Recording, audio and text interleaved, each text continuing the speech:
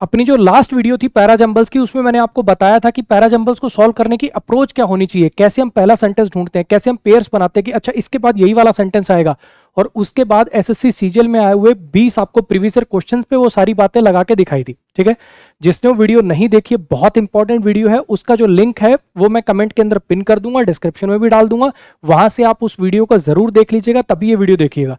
और जिन्होंने वो वीडियो देख लिए भाई कॉपी पेन उठा लेना, और फिर जितने बाकी जो अपने सीजीएल के सवाल बचे हुए हैं वो सारे भी अपन आज सॉल्व करेंगे, और फिर लास्ट में देखना कि भैया बाकी जो क्वेश्चंस बचे उसमें से मेरे कितने सही होते हैं, तभी असली मजा आएगा। समझ में आ गया? अब साथ साथ करना है, सिर्फ वीडियो नहीं देखनी है, करना है साथ साथ, इसको ऐसे मानो कि एक प्रैक्टिस कर रहे हो आप। ठीक है, फिर लास्ट में मार्क्स टैली करेंगे और कमेंट करके मुझे बताना कितने मार्क्स है, तभी मजा आएगा। आ जाइए।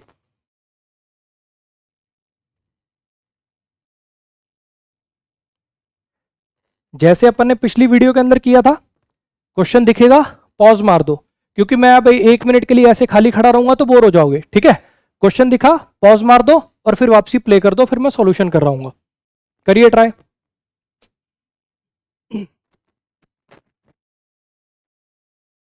आ जाइए।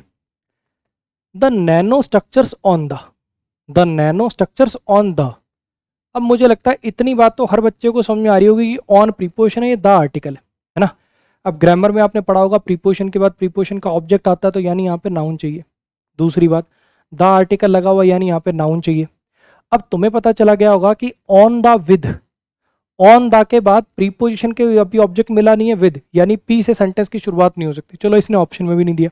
अच्छा, on the offers, on the offers, offers the high performance and this, ये ऑफर्स वर्ब है यहाँ पे, क्योंकि अगर ये नाउन होता तो दूसरा नाउन साथ में ना आया होता, है ना, कि अच्छा ये जो स्कीम है ये ऑफर करती है इतना इंटरेस्ट, तो ऑफर यहाँ पर वर्ब है। तो ऑन द के बाद वर्ब तो आ नहीं सकते, नहीं आर वाला एक ऑप्शन तो चलो रेस से बाहर हुआ, इसका तो कोई सिर पैर यहाँ पर बैठेगा नहीं, हाँ कि ना।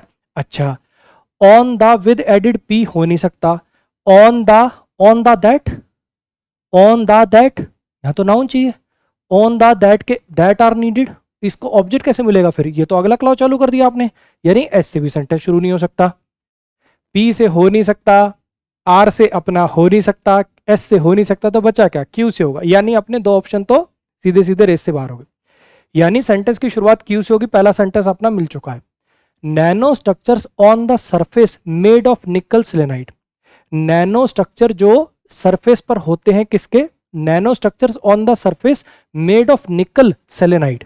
ठीक है, अच्छा अब यहां पे इसके आगे क्या ज्वाइन करें अपन, कि नैनो स्ट्रक्चर जो इस सरफेस पर होते हैं, अब ऑफर्स वर्ब ज्वाइन करने का मतलब भी निकल रहा है, लेकिन क्यू के बाद आर लगाने का मन कर रहा है, ये ऑफर करता है ये, लेकिन एक छोटी सी चीज नोटिस करो, छोटी सी चीज नोटिस करो, इसको पूरे को पढ़ के देखते हैं एक बार। ठीक है, द नैनो, ये चीज एक थोड़ी सी ध्यान में रखना कि जब आप बना लेते हो तो पूरा एक बार उसको रीड करके देख लिया करो, कहीं कुछ और गलती तो नहीं है, कहीं आपने सोचा अच्छा क्यू से स्टार्टिंग होगी ये कि टिक करा आगे बढ़ गए, थोड़ा पढ़ लो उसको। Nanostructures on the surface of nickel selenide offers the high performance and stability, ठीक है यहां तक तो सही जा रहा है, that are needed for industrial scale electrolysis, जिसकी जरूरत होती है इंडस्ट्रियल स्केल इलेक्ट्रोलाइसिस के लिए, ये भी ठीक है। विद एडिड ऑफ, फिर इस लाइन का मतलब क्या निकलेगा, अगर मैं पी को यहां नहीं लास्ट में ले जाऊं तो पी का को तो सिर पर ही नहीं निकला, हाँ कह रहा, लेकिन अगर मैं पी को इसके साथ ले जाऊं, सरफेस जो बना होता है निकल सेलेनाइड का विद एडिड, जिसमें ऐड किए गए हों या डोप किए गए हों, मिलाए गए हों आयरन और सल्फर, ऐसा सरफेस जो बना हो निकल सेलेनाइड का जिसमें ऐड किए गए हों या डोप किए हों आयरन और फास्फोरस, वो ऑफर करता है हाई परफॉर्मेंस और स्टेबिलिटी जिनकी जरूरत होती है इसके लिए, यानी क्यू के बाद पी जाएगा, यानी अपना जो ऑप्शन बनेगा वो बनेगा जी फर्स्ट ऑप्शन। क्लियर हो गया, चलिए नेक्स्ट पे आइए। चलिए जी इसको करिए।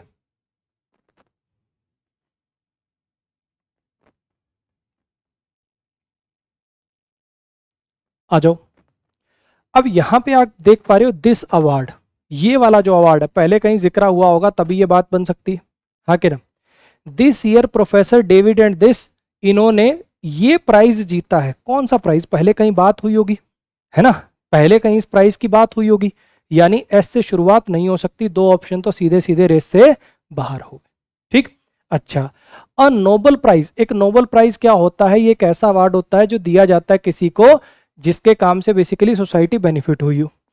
अ नोबल प्राइज, ये नोबल प्राइज के बारे में बता रहा हूँ। नोबल प्राइज होता क्या है, नोबेल प्राइज होता क्या है? The award is named after Alfred Nobel, ये जो अवार्ड है इसका नाम रखा गया है एल्फ्रेड नोबल के नाम पर। तो यहाँ पे सारी बातें शुरू हो रही है किससे? इस अवार्ड के बारे में। और फिर इस पी से भी शुरुआत नहीं हो सकती क्योंकि इस अवार्ड का जिक्र पहले यहाँ पे हो चुका है। लो जी, अब दिमाग लगाने की जरूरत नहीं है। फोर्थ ऑप्शन आएगा कि ये जो अवार्ड है इसके नाम पर रखा गया है, ये वाला अवार्ड इन लोगों को दिया जाता है, इस साल इनको मिला, बात खत्म। नेक्स्ट पाइए, करिए जी।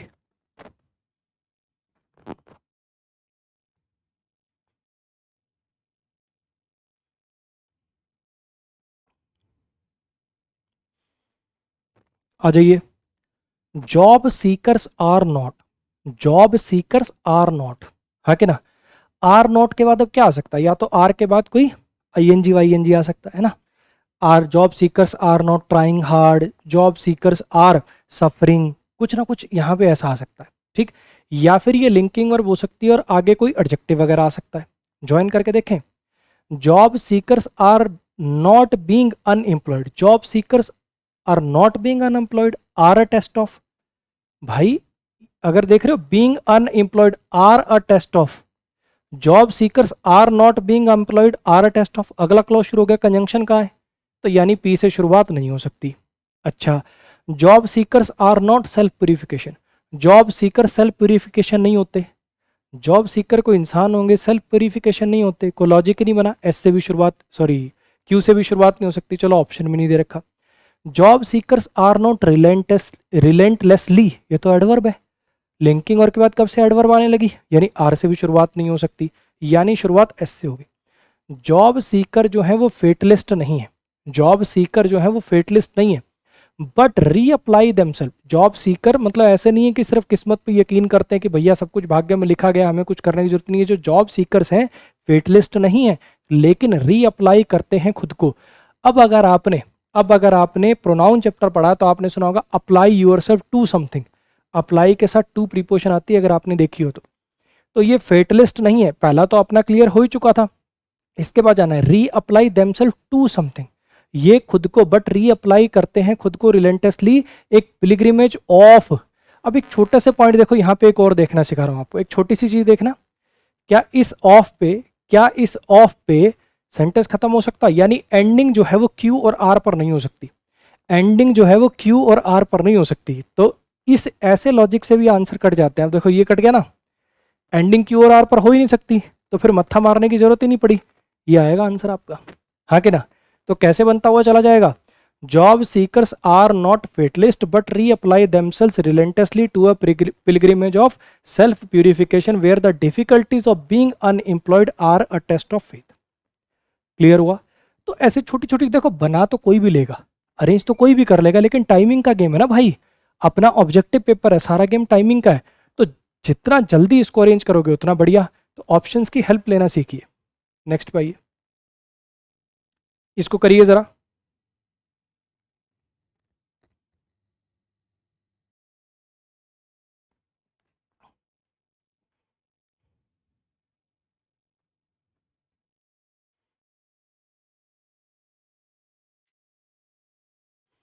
हाँ जी, आ जाइए। अब अगर आपको याद हो प्रोनाउन वाला फंडा, अब यहाँ पे देखिए क्या हो रहा है, यहाँ पे आया हुआ जी ही, है ना। यहाँ पे शायद आवाज़ थोड़ी सी ना, मुझे लगता है ज़्यादा हो रही होगी, है ना, उसको थोड़ा सा कम कर देता हूँ मैं। हाँ जी, अब मुझे लगता है सही होनी चाहिए। देखो, अब यहाँ पे ही आया हुआ है, यहाँ पे ही आया हुआ है, यहाँ पे ही आया हुआ है, और यहाँ पे जेसन आया हुआ है। जेसन जिसकी उम्र 45 साल है, has a quite confident presence, उसकी एक बड़ी ही क्वाइट और कॉन्फिडेंट प्रेजेंस है, शुरुआत आर से होगी। अरे यार, इतने गंदे ऑप्शन भी कोई देता है? बताओ, इस लॉजिक पर ही दो ऑप्शन कट गए, इस लॉजिक पर ही दो ऑप्शन सीधे सीधे रेस से बाहर हो गए, हाँ कि ना। तो अब मेरे पास बचे ये वाले दो ऑप्शन, कुछ गलत कर दिया क्या मैंने? हाँ, आर, आर के बाद अपने को एस या क्यू पढ़ना है कि आर के बाद कौन सा अटैच होगा, ठीक। जेसन जिसकी उम्र 45 साल है, इसका बड़ा क्वाइट और कॉन्फिडेंट प्रेजेंस है। और पढ़ते हैं बाकी। He takes long time to open up and even after that he speaks little, बहुत लंबा समय लगता है इसको ओपन अप होने में, लोगों से घुलने मिलने में, और उसके बाद भी थोड़ा ही बोलता है, ओपन अप होने के बाद भी थोड़ा ही बोलता है। हालांकि he is also deeply aware of the fact that urban idea of conservation often seeks to keep tradition dwellers out. ठीक है, अब ये हाउएवर ना कहीं किसी कॉन्ट्रडिक्टरी बात से आएगा। He is well aware of the, वो वेल अवेयर है, वो वेल अवेयर है role of he and his people playing play in keeping the Shiv Sagar lake. वो वेल अवेयर है उस रोल से जो वो और उसके लोग प्ले करते हैं शिव सागर लेक को ब्यूटीफुल और इकोलॉजिकली ये करने में।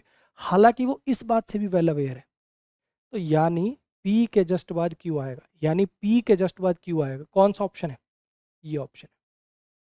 और वैसे भी आप देख पा रहे हो, वैसे भी आप देख पा रहे हो कि जेसन के बारे में फिर इसकी क्वालिटी बताई कि कैसा भैया टाइम लगाता ओपन अप होने में, समय लगता, ये वाली बातें बताई। उसके बाद फिर ये वाली अपनी बातें आ रही हैं कि वो ये इस बात से अवेयर है, हालांकि इस बात से भी अवेयर है। हालांकि याद है, हाउएवर, मोर ओवर, ये चीज़ें कैसे कनेक्शन में काम आती हैं। तो अपना ऑप्शन है जी बी बन जाएगा। नेक्स्ट पे जाइए, इसको करिए।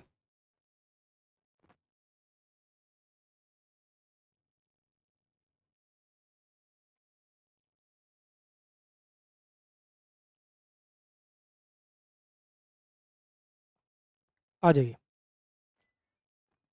दे आर ऑन द मार्केट, मतलब वो मार्केट में अवेलेबल है, क्या अवेलेबल है, देयर कॉस्ट, इनकी कॉस्ट। अबे किनकी कॉस्ट यार, दीज डिवाइसेस, अबे किनकी, कौन से डिवाइसेस बताओ तो सही थोड़ा मोटा। तो यानी ये तीन ऑप्शन से शुरुआत नहीं हो सकती। क्लाइमेट एडवाइजर एंटिसिपेट करते हैं कि ज़्यादातर घरों में फ्यूचर में इनको गर्म किया जाएगा हीट पंप्स के द्वारा। ये सारी बातें हीट पंप्स के लिए हो रही हैं, यानी एस से शुरुआत होगी। तो दो ऑप्शन तो मैं कर देता हूँ रेस से बाहर। ठीक है, अच्छा, अब हीट पंप्स के बारे में बात हो रही है। ठीक, ये जो डिवाइस है ये एक्सट्रैक्ट करते हैं वार्मथ को एयर से या ग्राउंड से और या फिर वाटर से। बिल्कुल फ्रिज का उल्टा सिस्टम होता है इनका, इनका जो काम करने का तरीका है वो फ्रिज से उल्टा होता है। ठीक, ये कहना चाह रहा है। अच्छा, इनकी जो कॉस्ट है वो डिपेंड करती है on the sort you install and the size of your home. इनकी जो कीमत है वो इस बात पर डिपेंडेंट होती है कि किस टाइप वाला तुम लगाते हो और कितना तुम्हारे घर का एरिया है।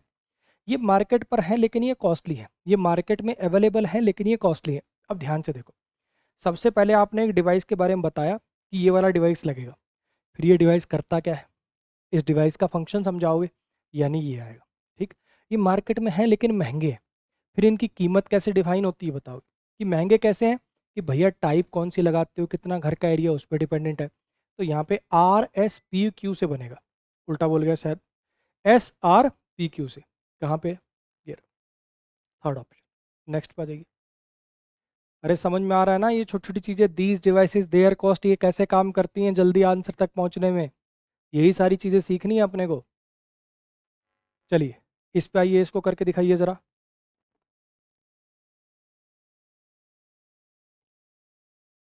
ये अच्छा है, थोड़ा ट्रिकी है, थोड़ा ट्रिकी है, ध्यान से पहले बता रहा हूँ।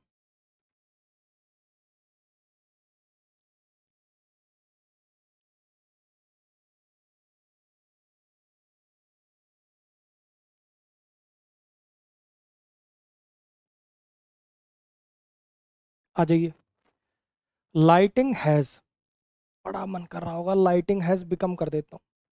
लाइटिंग हैज़ बिकम हैज़ के बाद V3 बात ही ख़त्म, है ना, ज़िंदगी खुशहाल। लेकिन एक छोटी सी चीज़ नोटिस करोगे, देखो बैक एंड से अप्रोच करते हैं, एंड पे सेंटेंस नहीं खत्म हो सकता, आर पे खत्म नहीं हो सकता, एंड पे खत्म नहीं हो सकता, नीड्स पे खत्म हो सकता है, एस से जिसकी एंडिंग है वही आंसर हो सकता है। यानी ये पी वाले और आर वाले ये एंडिंग नहीं हो सकते। हाँ के ना, सोचो जरा, एंड पे कैसे सेंटेंस खत्म होगा, आर पॉजेसिव एडजेक्टिव है इस पे कैसे खत्म होगा, या फिर से एंड है इस पे कैसे खत्म होगा। तो एंडिंग देखने जैसे शुरुआत देखने से काम बड़ा आसान होता है, एंडिंग, और ये मेरे बनाए हुए सवाल नहीं है भाई, ये सारे एसएससी सीजीएल 2022 में आए हुए क्वेश्चंस हैं। चलो, तो यहाँ पे अपने को पता चल गया, ये दो तो गए। अब आर और पी में से एक से शुरुआत होगी, आर और पी में से एक से शुरुआत होगी।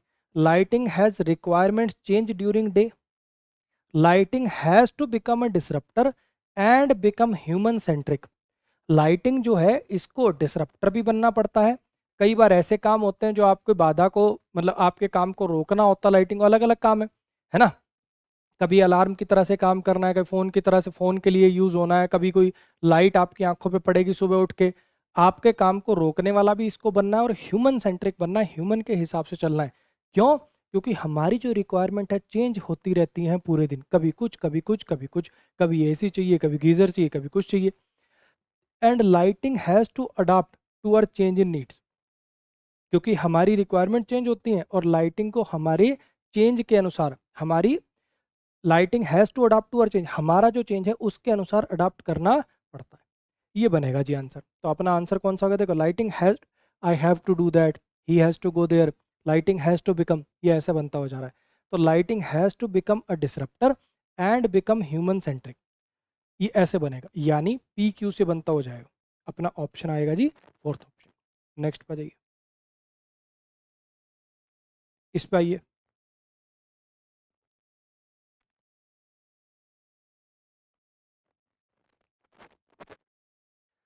We are encouraged, we are encouraged, help, encouraged, we are encouraged, हमें एनकरेज किया जाता है।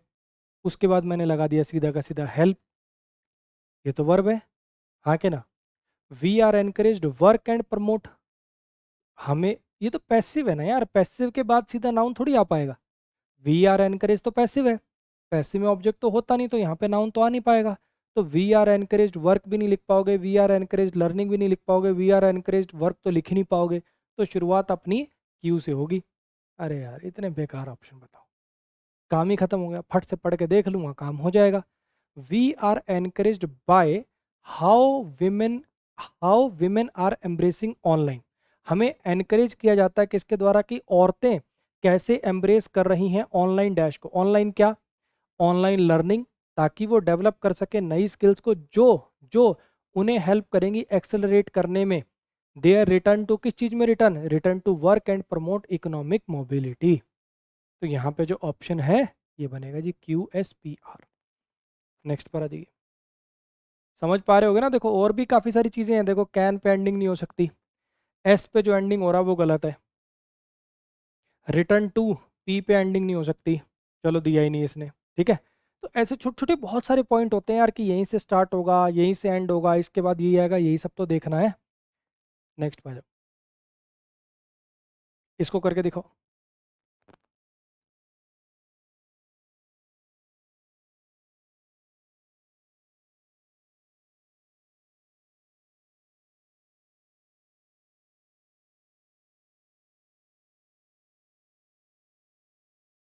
आ जाइए। It is a very popular character, कोई होगा पॉपुलर करेक्टर, यानी ए से शुरुआत नहीं हो सकती। पहले बताओगे ना उसके बारे में, किसकी बात कर रहे हो? अच्छा, मिक्की माउस जनरली दिखाई देता है अपनी गर्लफ्रेंड मिनी और मिनी माउस और पेट प्लूटो के साथ। ये जो एनिमेटेड मूवीज है मिक्की माउस पे, इनको नॉमिनेट किया गया एकेडमी अवार्ड्स के लिए। मिक्की माउस एक फिक्शनल कार्टून कैरेक्टर है जो क्रिएट किया गया वॉल्ट डिज्नी के द्वारा 1928 में। ये है, ये एक कैरेक्टर है, ये क्रिएट किया गया इसके द्वारा, मिक्की माउस के लिए यहाँ पे इट आ रहा है, तो डी के बाद ए आएगा। कहाँ पे ऑप्शन? ये रहा, पहली बार यहाँ पे बात हो रही मिक्की माउस की, हाँ क्या ना। मिक्की माउस एक करेक्टर है जिसे 1928 में बनाया गया, ये पॉपुलर करेक्टर है, ये मैस्कॉट है वॉल्ट डिज्नी कंपनी का। मिक्की माउस जो है अक्सर यहाँ ऐसे ऐसे नजर आता है, इस पे जो मूवी बनी है नॉमिनेट हुई। नेक्स्ट पे देखिए, इसको करिए।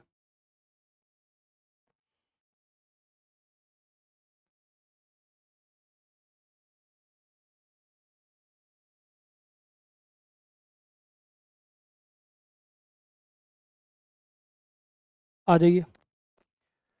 There was, there once was a little boy, याद है ए और द आर्टिकल वाली बात, यानी ये पहले है। यहाँ पे स्पेसिफिक हो गया, देखो द बॉय, यहाँ पे हिज फादर पहले जिक्र हो चुका है, यहाँ पे फिर से द बॉय, यानी शुरुआत पी से होगी। अबे यार, इतने बेकार ऑप्शन बताओ। मैं फिर बता रहा हूँ, ये मेरे बनाए हुए सवाल नहीं है, कहीं तुम सोचो कि इसने पहले ट्रिक लिखी है फिर सवाल लिखे हैं वो लगवा रहा है, सारे सीजीएल के हैं। इतने आसान होते हैं बच्चे, तुम करने वाले बनो, बस घबराना छोड़ दो तुम इस टॉपिक से। एक बार की बात है, एक लड़का था जिसका बड़ा बैड टेम्पर था, बात बात पे उसको गुस्सा आ जाया करता था। फिर क्या हुआ, उसके पिताजी ने उसको भैया एक काम करा कि जब भी तेरे गुस्सा है यहाँ जाके फेंस में कील ठोक दिया करियो, ठीक। अच्छा, पहले दिन तो उसने 37 कील ठोक दी, लेकिन धीरे धीरे उसको समझ आने लगा यार इतनी बार गुस्सा होता हूँ मैं देख देख के। फिर उसने क्या किया, धीरे धीरे जब वो नंबर उनका गिनता था इतना बढ़ता हुआ, धीरे धीरे गुस्सा कंट्रोल करना शुरू कर दिया। हालांकि इसके बाद में पिताजी इसके कहते हैं देख वो कील तो, फिर ये क्या करेगा, कील उखाड़ना शुरू कर दे, जितने दिन तुझे गुस्सा ना आए उनको कील को उखाड़ना शुरू कर देना। एक टाइम ऐसा आया सारी कील उखड़ गई, ठीक। लेकिन फिर इसने कहा अब देखो वो जो दीवार है उस पर देख, तेरे वो जो काम है, तेरे जो गुस्से के वजह से जो छेद हुए हैं उनको नहीं भर सकता तू। तो ऐसी कुछ ये कहानी थी बेसिकली।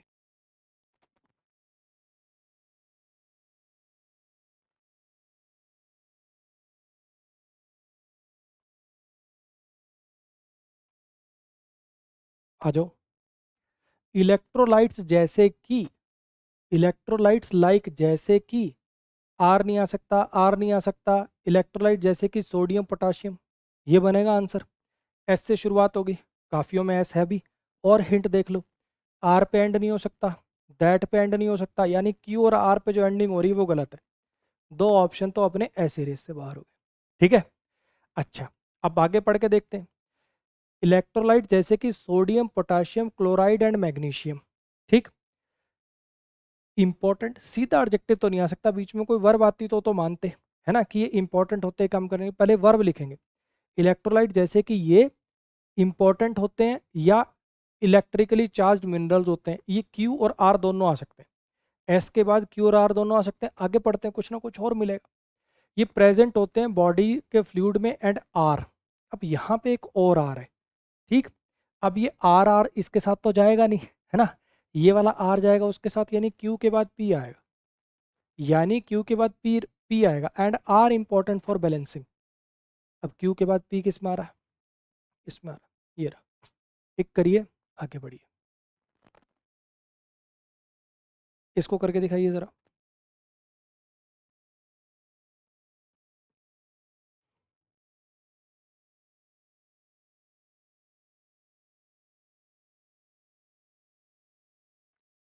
आ जाइए।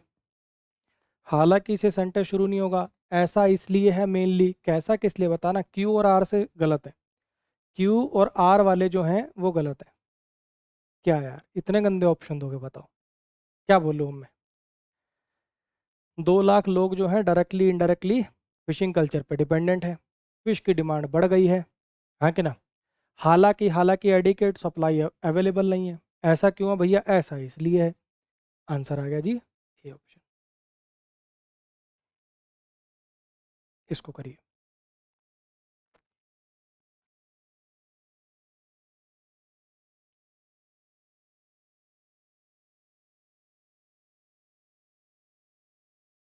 आ जाइए। One element that, one element that, एक एलिमेंट जो कि, अब ये क्या है, दैट रिलेटिव प्रोनाउन की तरह से काम कर रहा है, एक एलिमेंट जो कि, अब यहाँ पे वर्ब आएगी, हाँ कि ना, प्रोनाउन चैप्टर में पढ़ा होगा। अच्छा, और कुछ देख लेते हैं। एंश्योरिंग दैट, पी पे एंडिंग नहीं हो सकती। और कुछ देखें, एंडिंग वाले से तो कोई खास पता नहीं चल रहा, कुछ और देखते हैं चलो। One element that is timing, one element that is essential, one element that the time, R से शुरुआत नहीं होगी, दैट के बाद वर्ब आएगी, आर से शुरू नहीं होगा, एक ऑप्शन गया। One element that with the time on ground, और कुछ देखते हैं, एक पढ़ते हैं एक एक करके। Is timing in particularly ensuring that is essential to navigate deep space. The time on the board space is synchronized with, बन गई बात, synchronized with something. The time on the board of the spacecraft, जो spacecraft पे time है वो synchronized हो ground के time के साथ। आर के बाद ऐसा आएगा, आर के बाद ऐसा आएगा, लो जी खेल खत्म हो गया, ये बनेगा, ऐसे बनता हो जाएगा कि एक एलिमेंट जो कि एसेंशियल है नेविगेट करने के लिए डीप स्पेस में, वो है टाइमिंग। खास करके इंश्योर किया जाए कि जो बोर्ड पर टाइमिंग हो वो ग्राउंड के टाइमिंग के साथ सिंक में हो। इस पर आ जाइए।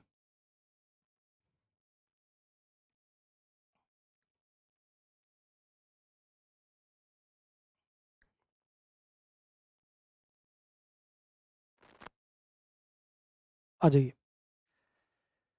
अब इसमें कुछ चीज़ें लगा लें, और पे एंडिंग नहीं हो सकती, पी पे एंडिंग नहीं हो सकती, has proven controversial would be fair option, care funding, चलो एंडिंग से तो कोई खास अपने को हेल्प मिली नहीं। और देखते हैं, the decision not crisis has proven, the decision not to include the decision not income tax, the decision not for solving.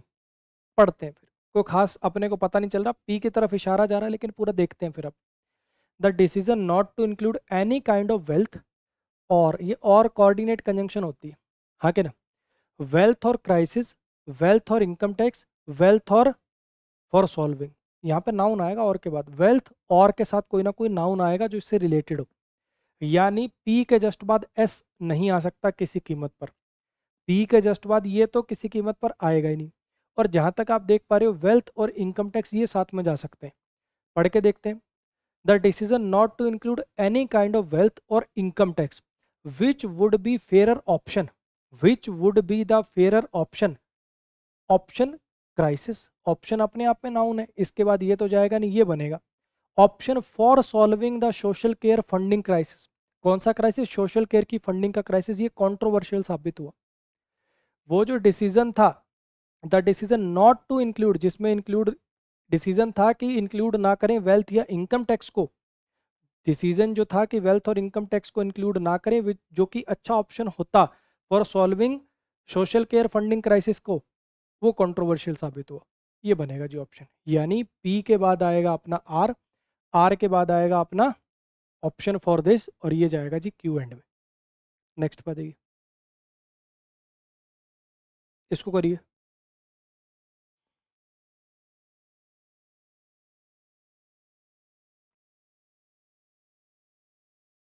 चलिए, थोरियम हैज़ V3, हैज़ के बाद V3, thorium has been tested R,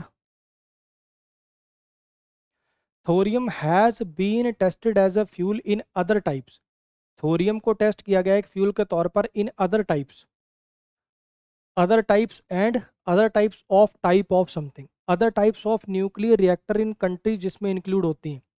thorium को test किया गया as a fuel nuclear reactors में, other countries में, sorry, in other types of nuclear reactors countries में जिसमें इंक्लूड है, कंट्रीज के नाम का है ये रे, RQS से बनेगा।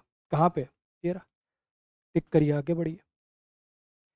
अरे आ रहा है कुछ मज़ा, कुछ कॉन्फिडेंस बिल्ड हो रहा है, लग रहा है कि हो जाएंगे वो अपने से। करिए, इसको करिए, लंबे सेंटेंस देख के डरना मत।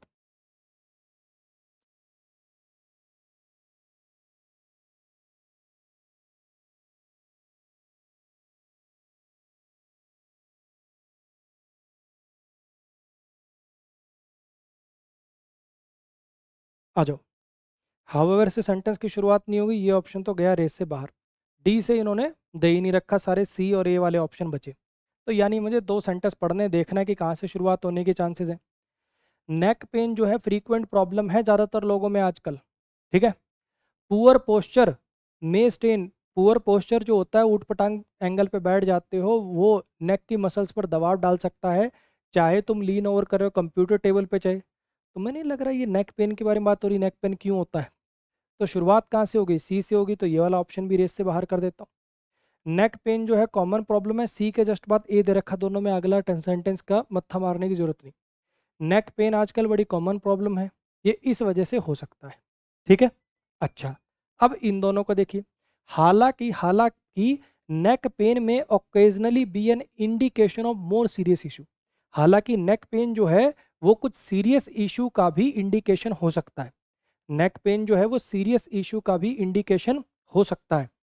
अगर तुम्हारे नेक में और इसमें हाथ में नमनेस है और ये है, तो तुम्हें मेडिकल कंसल्टेशन लेनी चाहिए, यानी ऑप्शन जाएगा, देखो, सीरियस इशू, सीरियस इशू के क्या लक्षण है और क्या करना चाहिए, बी के जस्ट बाद डी, यानी ऑप्शन आएगा जी अपना सेकंड ऑप्शन। नेक्स्ट पर आ जाइए, इसको करिए।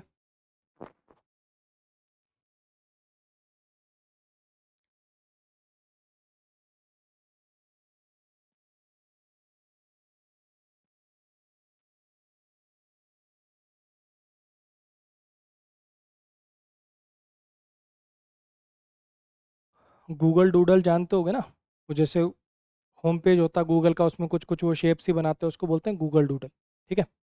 अच्छा था गूगल डूडल, गूगल डूडल ये अपने आप में नाउन है, नाउन के बाद सब्जेक्ट के बाद क्या आता है? वर्ब, वर्ब किस में? एस, गूगल डूडल जो है वो फीचर करता है एक जोग्राफिकल रिप्रेजेंटेशन ऑफ। यहाँ पे काफ़ी हेल्प मिल जाएगी, एंड पे ख़त्म नहीं होगा, ऑफ पे ख़त्म नहीं होगा, पी पे कोई ख़त्म हो रहा है क्या? नहीं। एस पे कोई ख़त्म हो रहा है? हाँ, एक ऑप्शन तो गया। हाँ क्या ना, एक ऑप्शन तो गया रेस से बाहर। अच्छा, और शुरुआत एस से होने के चांस ज़्यादा हैं, तो एस वाला पढ़ के देख लेते हैं।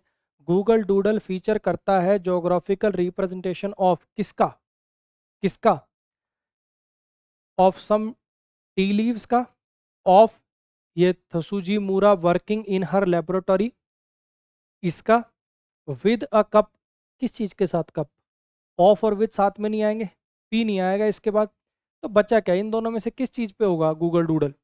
ये फीचर करता है थसीजुमुरा को अपने लेबोरेटरी में काम करते हुए, साथ में ग्रीन टी का कप है, बीकर है, और कुछ ग्रीन टी लीव्स हैं उसके साइड पर। ये बनता हो जाएगा, देखो, ग्रीन टी, बीकर और कुछ ग्रीन टी लीव्स, पी के जस्ट बाद आर आएगा। तो इन सारे सबूतों और गवाहों के मद्देनज़र अदालत ये फैसला सुनाती है कि आंसर होगा जी 4 नंबर। नेक्स्ट पर आ जी, इसको करिए।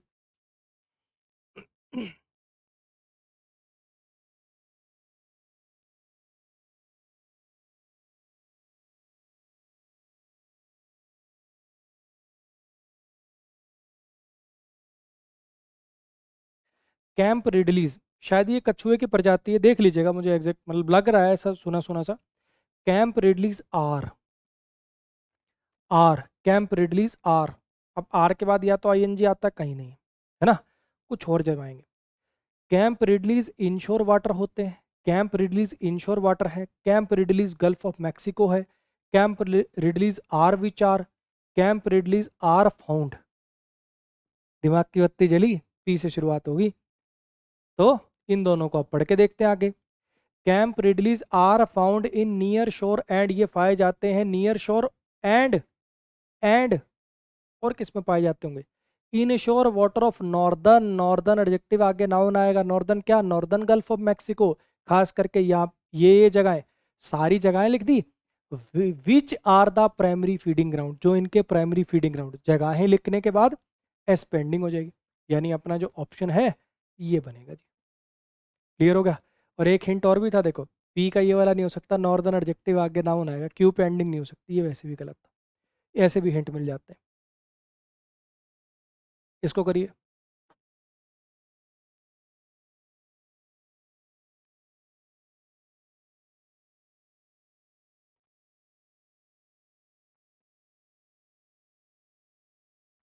हाँ जी, यह ना सिर्फ दूर कर देता है एडिक्ट को अपनी सोशल सर्कल से, बल्कि इम्पैक्ट करता है उसकी प्रोडक्टिविटी। क्या इम्पैक्ट करता है बोलो पहले, ए से शुरुआत नहीं हो सकती। People begin drinking just for the sake of it and gradually make it a habit. लोग ऐसे ही नाम के लिए शुरू करते हैं और फिर आदत बन जाती है। किसी भी प्रकार का एडिक्शन, चाहे वो अल्कोहलिक एडिक्शन हो, वो इंडिविजुअल की लाइफ के हर एस्पेक्ट को इफेक्ट करता है। एक बार ये हैबिट बन जाए तो फिर ज़्यादा टाइम नहीं लगता इसको एडिक्शन बनने में। फटाक से अटैच कर लिया होगा। लोग ऐसे ही शुरू करते हैं, हैबिट बन जाती है धीरे धीरे, हैबिट बनने के बाद एडिक्शन बनने में समय नहीं लगता। बी के जस्ट बाद डी आएगा, बी के जस्ट बाद डी आएगा, यानी ये ऑप्शन तो गया रेस से बाहर, यानी बचे अब ये दो ऑप्शन। ठीक है, बी डी, अब ए सी को जचाना है।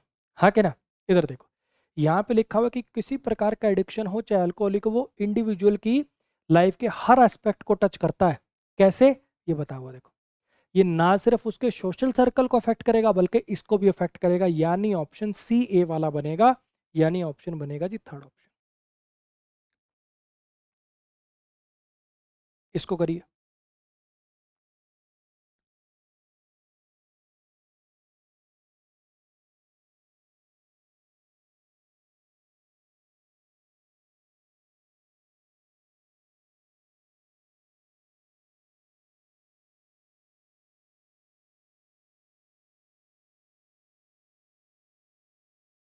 हाँ जी, और एक चीज़ और बता रहा हूँ, अगर आपको ये वीडियोस बढ़िया लगेंगी, अगर आपको लगेगा कि हाँ यार, पैरा जंबल जो इतना मुश्किल अपना परेशान कर रहा था, वो वाली चीज़ बड़ी अब आसान सी लग रही है, तो ऐसी क्लोज टेस्ट भी आसान कर लेंगे।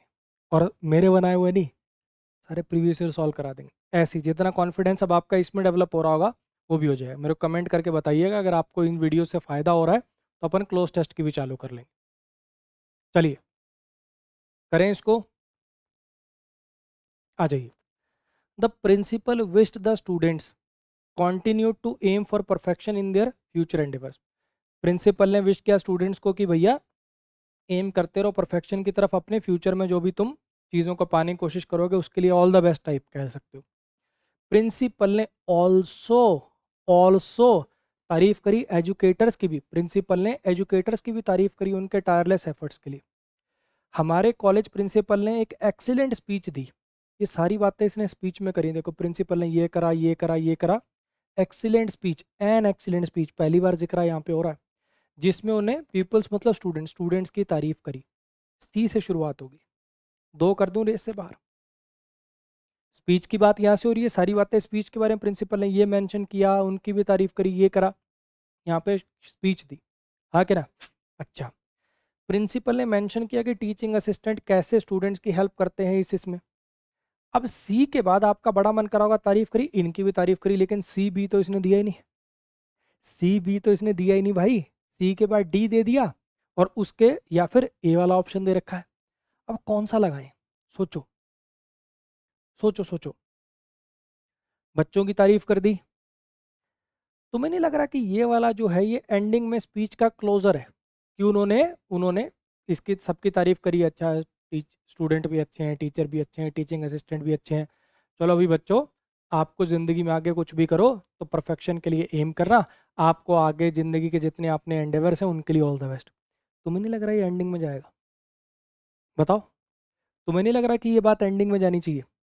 तो इसने, प्रिंसिपल ने क्या किया, बच्चों की तारीफ करी, फिर उसने टीचिंग असिस्टेंट की तारीफ करी कि ये भैया बहुत बढ़िया काम कर रहे हैं, फिर उन्होंने टीचर्स की भी तारीफ करी और लास्ट में इनको ऑल द बेस्ट टाइप बोल दिया।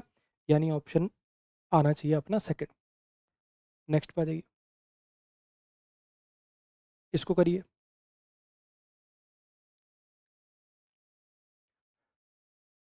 ये थोड़ा सा कंफ्यूजिंग है, ठीक है। दो ही, मुझे लगता है दो ही क्वेश्चन आए थे, थोड़े कंफ्यूजिंग थे, ये थोड़ा सा कंफ्यूजिंग है। बेस्ट की तरफ जाइएगा, ठीक है। सोचिए कि चार में से बेस्ट ये वाला है, ठीक। करिए ट्राई।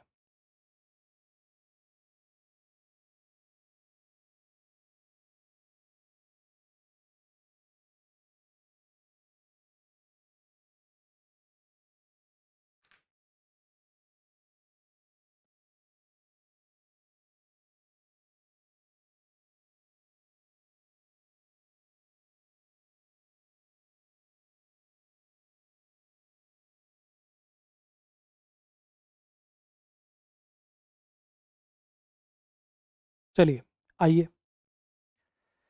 एक सर्टन एम, कोई एक जिंदगी में जो सर्टन एम आप बनाते हो वो जिंदगी में एक, जिंदगी को एक नया मीनिंग देता है, जिंदगी में एक नया मीनिंग डाल देता है। ठीक है? एक सम किसी पॉइंट पर जो एमलेस पर्सन के गोल होंगे ना, जिसका कोई एम नहीं है, ऐसे पर्सन के जो गोल्स होंगे, मतलब कोई पर्टिकुलर एम नहीं बना रखा, दुनिया जान के इधर उधर ये गोल बना रखे हैं, ऐसे गोल जो है वो शैटर हो सकते हैं और अनफुलफिल्ड रह सकते हैं। लाइफ में एक क्रिटिकल है, बड़ा जरूरी है कि वर्केबल ऑब्जेक्टिव या गोल होना चाहिए, ऐसा जो अचीव कर सकते हो आप, जिस पर काम किया जा सकता है, ऐसा कोई वर्केबल गोल या ऑब्जेक्टिव होना चाहिए। एक आदमी जो कि एमलेस है वो कभी सक्सेस नहीं पाएगा जिंदगी में, ठीक है। अब यहाँ पे देखिए, यहाँ पे बात हो रही एम की। इसने कहा कि एक सर्टन एम होना चाहिए जिंदगी में, जिसका एम नहीं है वो कभी सक्सेस नहीं पाएगा, ठीक। यहाँ पे अगर आप देख पा रहे हो गोल्स की, यहाँ पे गोल्स की, और ये देखो ये रहा गोल, कि जिंदगी में बड़ा जरूरी है। जिंदगी में देखो, पहले उसने क्या कहा कि अगर कोई एम बना लेते हो जिंदगी में, अगर आप लाइफ में कोई एम बना लेते हो तो वो आपकी लाइफ को एक नया मीनिंग देता है। अगर आपकी लाइफ में कोई एम नहीं है तो आप सक्सेस नहीं पाओगे, ठीक। फिर यहाँ पे इसने लिखा लाइफ में जरूरी है, लाइफ में बड़ा जरूरी है कोई एक वर्केबल ऑब्जेक्टिव या गोल होना। ऐसा पर्सन जो एमलेस है उसके गोल्स कभी भी शैटर हो सकते हैं, अनफुलफिल्ड रह सकते हैं। मैं मानता हूं कि इस क्वेश्चन में, इस पर्टिकुलर क्वेश्चन में एन नंबर ऑफ तरीके से आप कहोगे सर ये भी ठीक हो सकता है ना, सर ये ऐसे भी बन सकता है ना, कर सकते हो बच्चे, बहुत तरीके से बन सकता है, ठीक है। लेकिन आपको जाना है बेस्ट की तरफ। अब मेरे बोलने के बाद आप भी सोच पा रहे होगे, हाँ यार देखो एम की इंपॉर्टेंस, एम होने से ये होता है, एम ना हो तो सक्सेस नहीं मिलेगी। ये ए डी का ऑप्शन आपका दिमाग फटाक से क्लिक कर रहा होगा कि ये ऐसे चलना चाहिए, हाँ कि ना। आगे वाले में अगर आप कंफ्यूज भी हो रहे हो कि यार सर यहाँ पे एमलेस की बात हो रही, इसके बाद ये आना चाहिए ना, तो ऐसा कोई ऑप्शन नहीं है मेरे पास। ए डी, अगर बी सी दे देता तो बड़ा कंफ्यूजिंग हो जाता। ए डी तो समझ में आता है, बस फिर बात खत्म होगी। इसको टिक कर दो, नेक्स्ट पे आ जाइए।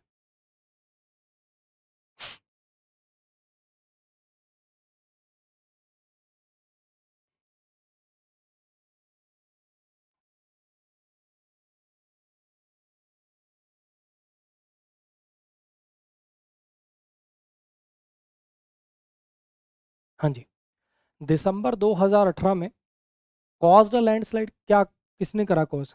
सब्जेक्ट तो लिख दो, कॉज्ड सीधा कैसे आ गया V2? अच्छा, एंड किल्ड, अरे भैया कौन किल्ड, कुछ बोल तो सही। ट्रिगर्ड अ सुनामी, किसने ट्रिगर करी सुनामी, बता तो सही। यानी PRS से नहीं शुरू आ सकती, यानी इरप्शन ऑफ वोल्केनो, क्यू से सेंटेंस की शुरुआत होगी। इतने आसान ऑप्शन देता है क्या यार कोई, है? दिसंबर 2018 में इरप्शन हुआ वोल्केनिक डिस्क का, ठीक। इससे क्या हुआ, इसने एक लैंडस्लाइड कॉज कर दी, जिसने एक सुनामी ट्रिगर कर दी और इतने लोग मर गए। चलिए इसको देखिए,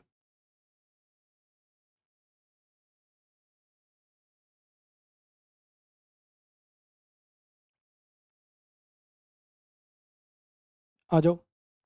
डिस्पाइट दैट, इसके बावजूद, किसके बावजूद पहले बताना यार, तो पी से सेंटेंस की शुरुआत नहीं होगी, ठीक है। अच्छा, I was not impressed I and I let him know, मैं इम्प्रेस नहीं था, और and I let him know, मैंने उसको बता दिया भाई।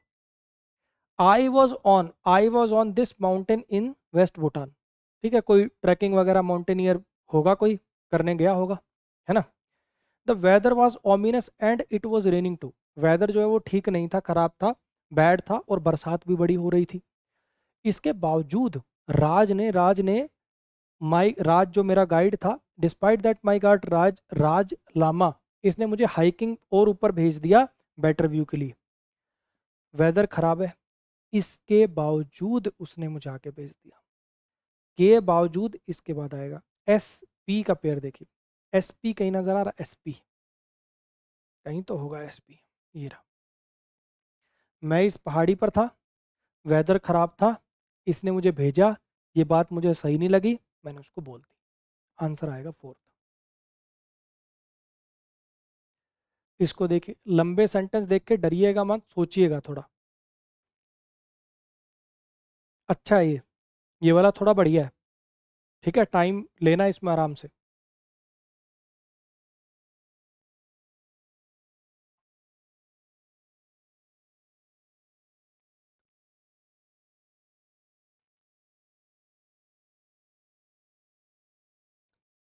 आ जाइए। Dozens of distinctly different regional languages are spoken in India, दर्जनों, दर्जनों डिस्टिंक्टली डिफरेंट, जो डिफरेंट है लैंग्वेजेस वो बोली जाती हैं इंडिया में, which share many characteristics such as grammatical structure and vocabulary. Basically थोड़ा मोटा जिनमें डिफरेंस, ऐसी बहुत सारी भाषाएं बोली जाती हैं, ठीक, जिन जो शेयर करती हैं ग्रामेटिकल स्ट्रक्चर एंड वोकेबलरी, उनकी ग्रामेटिकल स्ट्रक्चर और वोकेबलरी काफ़ी हद तक सेम है, ठीक। India has had a longer exposure to English than any other country, which uses it as a second language. Its distinctive words, idioms, grammar, rhetoric spreading gradually to affect all places, habits and culture. India में longer exposure रहा English का then any other country. अंग्रेज जब बाकी देशों पर rule कर रहे थे, इंडिया पर इंग्लिश का सबसे ज़्यादा प्रभाव रहा, इसीलिए इंडिया इंडिया जो है आज इसको अपनी सेकंड लैंग्वेज की तरह से यूज़ करता है। इसके जो डिस्टिंक्टिव वर्ड्स हैं, इडियम्स हैं, ये सब अफेक्ट करते हैं इंडिया के प्लेसेस को, हैबिट्स को, कल्चर, ठीक है। अच्छा, the historical background of India is never far away from everyday usage of English, जो हिस्टोरिकल बैकग्राउंड है इंडिया का वो कभी दूर नहीं था everyday usage of English, away from everyday usage of English. Since the early 1600 English language has had to hold on the Indian subcontinent, ये the है एक्चुअली, ये ही नहीं है, ठीक है, the Indian subcontinent when east India company ने ये इस्टेब्लिश किया, ठीक है। अब काफ़ी इसके अंदर कोई अटैचमेंट का कोई सीन नहीं है, लेकिन थोड़ी सी बात मैंने आपको अगर बताई हो कि अगर ऐसे अटैचमेंट का सीन ना बन रहा हो तो थोड़ा क्रोनोलॉजी की तरफ जाओ, थोड़ा सा क्रोनोलॉजी की तरफ जाओ। पिछली वीडियो जिन्होंने देखी होगी, मैंने कहा था टाइम का रिलेशन बनाने की कोशिश करो। तो आपको नहीं लग रहा कि डी की तरफ हमें जाना चाहिए, कि इस टाइम से ही, अर्ली 1600 से ही इंग्लिश लैंग्वेज ने होल्ड बना रखा है इंडियन सबकॉन्टिनेंट पर, जब ईस्ट इंडिया कंपनी ने ये जगहें जो है इन पर अपनी सेटलमेंट जमाई थी। तो डी से शुरुआत होने की प्रोबेबिलिटी ज़्यादा है, और थोड़ा सा आगे एक्सप्लोर करते हैं, ठीक है। अब एक छोटी सी चीज़ थोड़ी सी और नज़र आ रही है तुम्हें, कि बहुत सारी अलग अलग भाषाएं बोली जाती हैं जिनमें काफ़ी सिमिलरिटी है ग्रामर में। इसमें किससे किससे सिमिलरिटी की बात हो रही है? पूरा पैसेज किस चीज़ के बारे में है? किस चीज़ के बारे में है? इंग्लिश के बारे में। और यहाँ पे कह रहा है जो एवरीडे रोज अपन जो इंग्लिश यूज़ करते हैं ना, हिस्टोरिकल बैकग्राउंड जो इंडिया का है वो कभी जो रोज़मर्रा की जो इंग्लिश है उससे दूर नहीं रहा, हाँ कि ना। तो ये तीनों चीज़ें रिलेटेड नहीं लग रही? ये तीनों चीज़ें क्या तुम्हें रिलेटेड नहीं लग रही? और इंडिया का लॉन्गर एक्सपोजर रहा है और किसी लैंग्वेज की बजाय। मैं फिर बता रहा हूँ ये ट्रिकी है बच्चे। ये वाला जो अपना ऑप्शन है ये थोड़ा सा ट्रिकी है, लेकिन कुछ छोटी छोटी चीज़ें, जैसे एक तो डी से शुरुआत होने की प्रोबेबिलिटी सबसे ज़्यादा होना, और इन दोनों के अंदर जो बात हो रही है वो, इन दोनों के अंदर क्या बात हो रही है कि ये जो हिस्टोरिकल बैकग्राउंड है ये ज़्यादा दूर नहीं रहा एवरीडे लैंग्वेज से, और यहाँ पे इसने लिख रखा है काफ़ी सिमिलैरिटी है, हाँ कि ना। और दूसरी बात 1600 से ये चीज़ चली आ रही है, और सबसे ज़्यादा एक्सपोजर रहा इंग्लिश का बाकी कंट्रीज से। इसमें कंट्री को कैप्चर करने की बात हो रही है, और बाकी देशों की बजाय इंग्लिश का इंडिया पर जो एक्सपोजर है वो सबसे ज़्यादा रहा। तो डी के बाद बी का आना, मैं फिर बता रहा हूँ, काफ़ी क्लोज है, थोड़ा मुश्किल है, परंतु ये छोटे छोटे फैक्टर है जिससे आप आंसर की तरफ पहुंचोगे। शुरुआत डी से होना, डी में लिखा होना 1600 में ये चीज़ हुई, उसके बाद से फिर यहाँ लिखा कि इंडिया में सबसे ज़्यादा एक्सपोजर हुआ इस चीज़ का बाकी देशों की बजाय। तो डी के बाद बी का आना, ये दो आपस में अटैच होना, तो आंसर अपना बनेगा जी थर्ड ऑप्शन। मैं फिर बता रहा हूँ, टफ है आई नो, एक आध टफ आ भी जाए तो बाकी तो इजी लग रहे हैं, है ना। जितनी रीडिंग करोगे तो इसमें भी सेंस बनाना आ जाएगा आपको। नेक्स्ट पाइए, इसमें बताइए।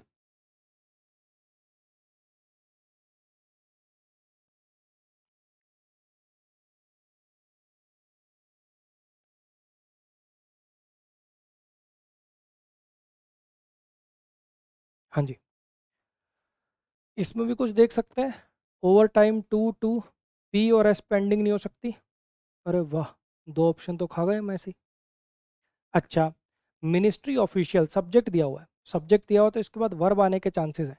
Ministry officials the awards have been working, sieve through, recommended, यार काफ़ी सारी वर्ब है, पी आर एस सबके अंदर ही वर्ब है, लेकिन जो मेरे ऑप्शन बचे हैं, अरे वाह, देख रहे हो, एंडिंग से काटने से एस से शुरुआत होगी, काम ही खत्म हो गया। तो मिनिस्ट्री ऑफिशियल्स वर्क कर रहे हैं ओवर टाइम क्या करने के लिए, अब टू आया यहाँ पे, इसके बाद अपने को अटैच करना है अपने को, है ना। अच्छा, टू, कौन कौन से ऑप्शन है, पी और आर वाले, to recommend the shortlisted name to, आगे क्या लिखा है इसने, आर है इसमें पी है, पहले पी वाला देख लें एक बार। हाँ, मिनिस्ट्री ऑफिशियल जो है ओवर टाइम वर्क कर रहे हैं रिकमेंड करने के लिए शॉर्ट लिस्टेड नेम्स को, किनको, कहाँ चला गया यार, हाँ क्यू, अवार्ड कमेटी को। फिर ये सीव थ्रू कैसे ज्वाइन होगा, अगर मैं ऐसे चला गया एस पी क्यू तो आर कैसे ज्वाइन होगा, इसकी वर्ब कहाँ है, टू प्रीपोजिशन के ऑब्जेक्ट है ये तो, और इस लॉजिक से तो इस पे एंडिंग हो गई, अरे यार ये भी नहीं देखा मैंने, एंड पे एंडिंग हो रही है, तो बिल्कुल ही गलत है, बस काम ही खत्म हो गया। तो मिनिस्ट्री ऑफिशियल जो है वो वर्क कर रहे हैं किस चीज़ के लिए, सीव थ्रू का मतलब होता है, सीव होते छलनी, छानना, शॉर्टलिस्ट करना, ताकि वो छांट सकें एप्लीकेशन के क्रेडेंशियल्स को, और जो शॉर्ट लिस्टेड कैंडिडेट्स हैं उनके नाम रिकमेंड कर सकें इसको। नेक्स्ट पाइए, ये एंड वाले का गेम समझ में आया, बहुत हेल्प होती है इससे भी। इसको देखिए,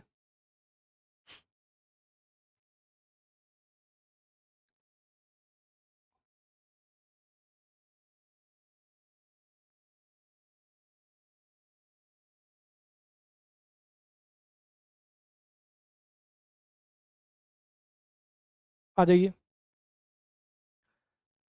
ब्रेन्स, आगे कुछ ना कुछ नाउन आएगा, एस काट दूं, अच्छा, analyse the electrical activity recorded, recorded पे सेंटेंस खत्म, गड़बड़ लग रही है, हाँ के ना? तो क्यू वाला भी काट दूं? दो ऑप्शन तो कर दिए हमने तड़ी पार। द रिसर्चर्स, सब्जेक्ट है, इसके बाद क्या आएगा? सब्जेक्ट है, इसके बाद क्या आएगा? वर्ब आएगी। रिसर्चर्स डिसीजन, ना सर, कौन से बचे हैं? क्यू और पी में से तो छांटना है। रिसर्चर्स ने एनालाइज किया, वाह, क्यू से शुरुआत होगी, आंसर ये बनेगा जी। The researchers analyse the electrical activity recorded, researcher ने एनालाइज किया इलेक्ट्रिकल एक्टिविटी रिकॉर्डेड फ्रॉम, कहाँ से रिकॉर्ड हुई? जो फ्रॉम हुई, रिकॉर्ड हुई न्यूरॉन से, in two of the brains, two of the brains क्या? In two of the brain decision centres, जो ब्रेन के तो डिसीजन सेंटर्स होते हैं जिनको ये बोलते हैं orbitofrontal cortex and dorsal this. Clear हो गया जी? नेक्स्ट पर।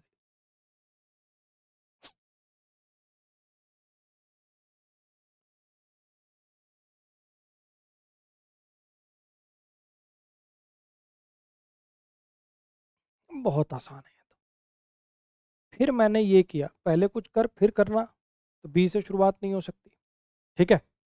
अच्छा, he was very pleased to see me, कौन was very pleased to see me? ये रहा देखो, मैं स्कूल से वापस आ रहा था, मेरा अंकल दिखा जो इंग्लैंड से आया, वो मुझे देख के बड़ा खुश हो गया, ठीक। फिर क्या हुआ? और उसने मेरे पेरेंट्स के बारे में पूछा, उसने जब मेरे पेरेंट्स के बारे में पूछा, मैंने कहा कि मेरे पिताजी उसे बहुत याद करते हैं, फिर मैंने उसको अपने घर इनवाइट कर लिया। तो बहुत आसान है यार, क्या बनता हो जाएगा? ए के बाद आएगा सी, सी के बाद आएगा डी, डी के बाद आएगा बी, ए सी डी बी। इस पे आ जाइए।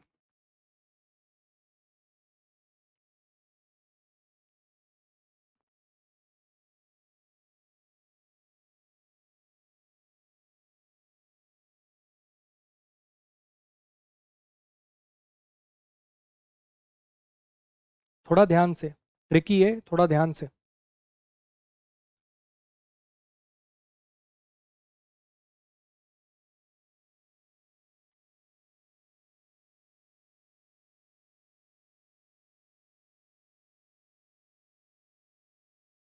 आ जाओ। एक्सीडेंटल एडजेक्टिव है, यहाँ पे एंड नहीं हो सकता। दो तो बाहर ही हो गए यार। पी पे एंडिंग होगी यानी पी पे एंडिंग होगी। दोनों देखो, जो अपने दो ऑप्शन बचे पी पे एंडिंग हो रही है। अच्छा, अब हम्म, पी पे एंडिंग होती, वैसे तो पी से शुरुआत करने का बड़ा मन था, लेकिन वो तो कट गए, फिर कुछ और सोचेंगे। एस से भी खत्म नहीं हो सकता, खैर चलो पी पे खत्म हो रहे। आर एस को देखते हैं, शुरुआत आर एस से होगी ना। थ्रेटन्ड, थ्रेटन्ड नेस्टिंग हैबिटेट, मतलब जिस पर थ्रेट हो, जिस पर वो लगी हो, बेसिकली क्या कहते हैं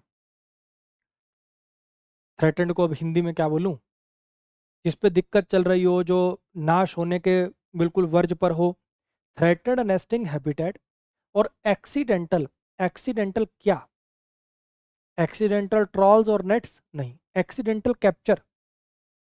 नेस्टिंग हैबिटेट्स जो इनके हैं वो थ्रेटन्ड होना, जहाँ पे बेसिकली ये रहते हैं, वो जहाँ हैबिटेट में रहते हैं वो उस पर थ्रेटन्ड होना, कहने का मतलब ये है कि उस पर आपदा आई हुई है वो। Accidental capture in fishing gear, जैसे जैसे मछली पकड़ने के लिए नेट डाला और उसमें बेचारे गलती से फंस गए। Accidental capture in fishing gear like shrimp trawls and gill nets, जैसे ये जो फिशिंग गियर है, जैसे कि श्रिम्प ट्रॉल में फंस जाना या गिल नेट्स में फंस जाना, ये कॉन्टिन्यू टू बी द, ये जो चीज़ें हैं ना, ये जो चीज़ें हैं, जैसे कि ये, वैसे तो यहाँ पे कॉन्टिन्यू आना चाहिए, continue to be the primary threat, ये प्राइमरी थ्रेट है इस चीज़ की। हालांकि ये तीनों को एक यूनिट मान के चला रहा है, वैसे सिंगुलर वर्ब इसलिए प्राइमरी थ्रेट सिंगुलर में लिख रखा है, ठीक। तो ये मेन थ्रेट है। Threatened nested habitat, accidentally capture हो जाना फिशिंग गियर में, जैसे कि श्रिम्प ट्रॉल और गिलनेट्स के अंदर, ये कॉन्टिन्यू टू बी, ये मेन चीज है जो प्राइमरी थ्रेट है इस वाले टर्टल के लिए। तो प्रजाति है टर्टल की शायद लुप्त होने वाली है, उसके लिए आ रहा है, हाँ कि ना? मैंने कहा था ना थोड़ा सा ट्रिकी है। अब इसमें ज़्यादा मन आपका पी से कर रहा होगा, ज़्यादा मन पी से कर रहा होगा, लेकिन उसमें भी अगर पी से भी सोच हुई है तो टाइम ज़्यादा खराब नहीं होगा, क्योंकि देखो वो आर पे एंड हो गया। यहाँ पे जाते ही तुम्हें पता चल जाएगा एक्सीडेंटल, फिर तुम कुछ और सोचने पे चले जाओगे। ठीक है, तो ऐसे एक आध क्वेश्चन में अगर कुछ और सोचने लग गया, टाइम थोड़ा ज़्यादा लग गया, तो डिमोरलाइज बिल्कुल नहीं होना, होता है, ये नॉर्मल है।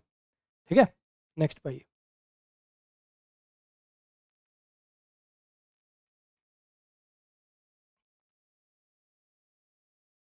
ये सेम ही है यार, या तो ये एसएससी ने 2 बार लिख दिया है, या पता नहीं कंटेंट राइटर ने गलती से लिख दिया है। ठीक है, वो देख लीजिएगा, है ना। मुझे लगता है ये क्वेश्चन असली ऐसा था, तभी देखो ये, मैं कह रहा हूँ ना वर्ब यहाँ पे सिंगुलर कैसे आ गई। अब ऐसा हुआ है यहाँ पे, ये देखो, इन एडिशन टू, ये प्रीपोजिशन की तरह से काम करेगा, तो एक तो उसका ऑब्जेक्ट हो जाएगा, है ना। In addition to threatened nested habitat accidental capture like this gill nets continue to be, ये बेसिकली ऐसा करना चाह रहा है कि इसमें से इन एडिशन टू दिस एक चीज तो ऑब्जेक्ट बनाना चाह रहा, बाद में सिंगुलर करके चलाना चाह रहा।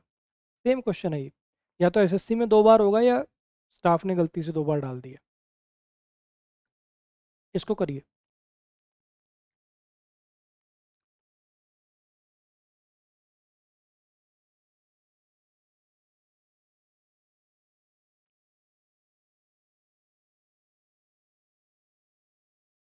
आ जाओ। इट इज कंसिडर, अबे क्या इज कंसिडर पहले बोल दिया करो यार, तुम ऐसे लिख देते हो बिना मतलब का, बताओ। अच्छा, रियो कार्निवल सेलिब्रेट किया जाता है हर साल बिफोर लेंट, होती होगी कोई चीज भाई। A typical Rio carnival is filled with floats this, every school, school की बात यहाँ हो रही है, देखो। A typical Rio carnival is filled with floats, revelers and adornments from numerous samba schools in Rio. Every school is specially ordered to follow their parade entries. It is considered the biggest carnival event in the world. Rio carnival सारी festival के बारे में बात हो रही है, ये चीज़ें होती हैं वहाँ पे, इसे ये माना जाता है, इसमें ये चीज़ें होती हैं, हर स्कूल को बोला जाता है। BACD कहाँ है, ये रहा।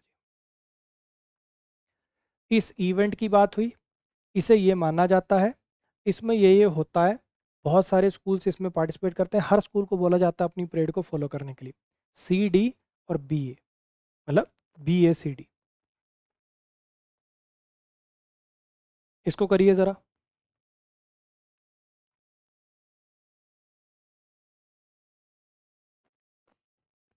हाँ जी, इसको देखिए ज़रा,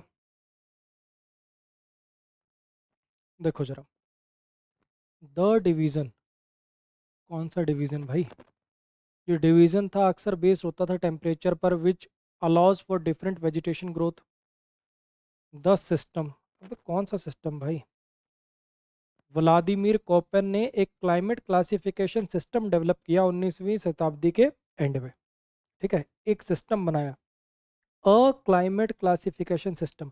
ये जो सिस्टम था ये डिवाइड करता था 5 क्लाइमेटिक जोन्स में, और वो जो डिवीजन होता था वो बांटना होता था, किस चीज़ पर बेस्ड होता था, इस चीज़ पर बेस्ड होता था, RSP। क्लियर हुआ ये ऑप्शन। नेक्स्ट पर आइए, इसको करिए।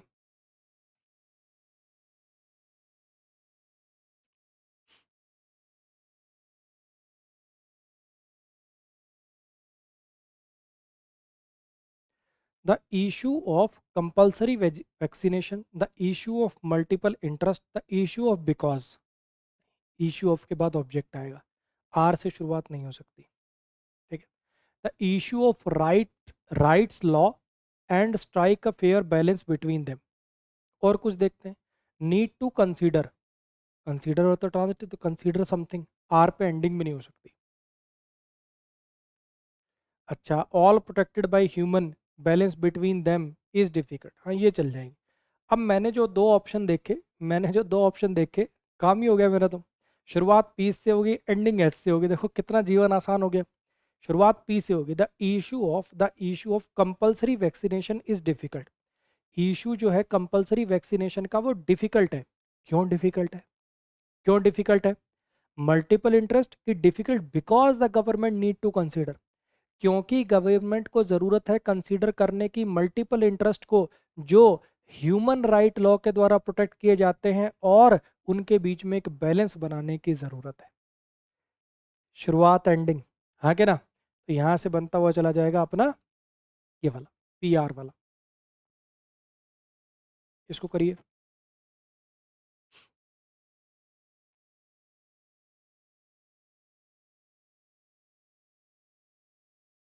आ जाइए। इन द पे एंडिंग नहीं होगी, इन पे एंडिंग नहीं होगी, वी पे एंडिंग नहीं होगी, एंडिंग होगी एस पे। दो ऑप्शन गए रेस से बाहर।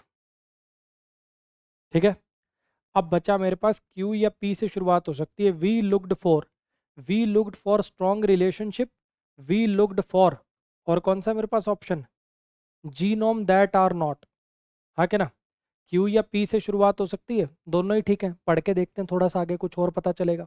हाँ क्या ना, नहीं तो इधर भी देख सकते हो, देखो वी सब्जेक्ट है, वी सब्जेक्ट है, इसके बाद वर्ब आएगी। वी जीनोम वी रिलेशनशिप तो नहीं हो सकता, वी कुड RS बनेगा। RS किस में बन रहा है, इसमें बन रहा है। अरे यार, कुछ ज़्यादा आसान नहीं लगने लग गया अभी, है भाई।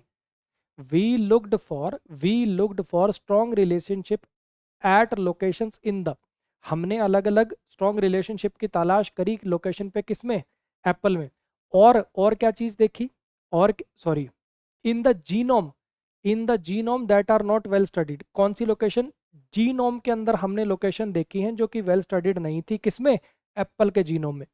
एंड और क्या देखे, वो कंपाउंड्स देखे, वी वी कुड आइडेंटिफाई, जिनको हम आइडेंटिफाई कर सकते थे, और जो न्यूट्रिशनल वैल्यू जिनकी होती थी, वो कंपाउंड को हमने देखा। माइक्रोस्कोप के नीचे कोई स्टूडेंट वगैरह देख रहे होंगे, उस टाइप का ये पैरा है अपना। इसको देखिए।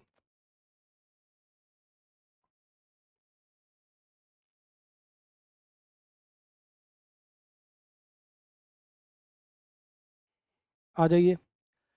बट से एंड नहीं हो पाएगा, आर वाला गया। एंड से एंड नहीं हो पाएगा, क्यू वाला चलो इसमें है ही नहीं। और कुछ है, चलो और देखते हैं। अमेरिकन एलिगेटर्स वर, अमेरिकन एलिगेटर्स वर आफ्टर बीइंग, वर लिस्ट, अमेरिकन एलिगेटर्स वर लिस्ट, वर के बाद अगर ये लिस्ट मान लो वर्ब भी है, नहीं, अमेरिकन V1 नहीं आ सकता। और अमेरिकन एलिगेटर लिस्ट थे, वो एक लिस्ट है क्या, नहीं, तो क्यू से शुरुआत नहीं हो सकती। अच्छा, American alligators after, were after being, नहीं यार, were once threatened, were threatened, once तो बीच में एडवर्ब है, were threatened, were now this is, were तो पास्ट के लिए आएगा, पहले ये थे, तो आर से शुरुआत होगी, यानी गेम ही खत्म हो गया वैसे मेरा। American alligators were once threatened by extension, वो एक समय था बिल्कुल जब मतलब एक्सटेंशन की कगार पर आ गए थे, बिल्कुल खत्म होने की कगार पर आ गए थे। ठीक है, अच्छा, अब इसके बाद आर के बाद पी आ सकता है या एस आ सकता है। बट नाउ दिस पीस, बड़ा मन कर रहा है, हाँ कि ना, लेकिन आज ये जो प्रजाति है, एक समय की बात है थ्रेटेंड थे, लेकिन आज ये जो प्रजाति है, ये क्लासिफाई करी गई है लीस्ट कंसर्न, लीस्ट कंसर्न। फिर क्या लगा इसने, क्यों, लिस्ट इन 1967। थोड़ी तुम्हें गड़बड़ नहीं लग रही कि यहाँ पे वंस थ्रेटेंड थे और आज ये प्रजाति लीस्ट को कंसर्न के रूप में इन 1965, अब तो प्रेजेंट की बात करनी चाहिए थी इसको।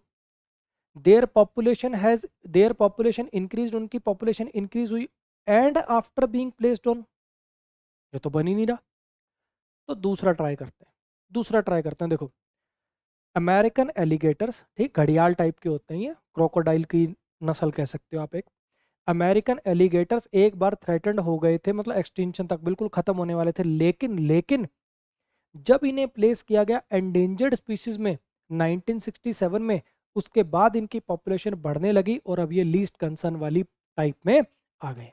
यानी अपना ऑप्शन बनेगा जी थर्ड ऑप्शन। नेक्स्ट पर आइए, इसको करिए।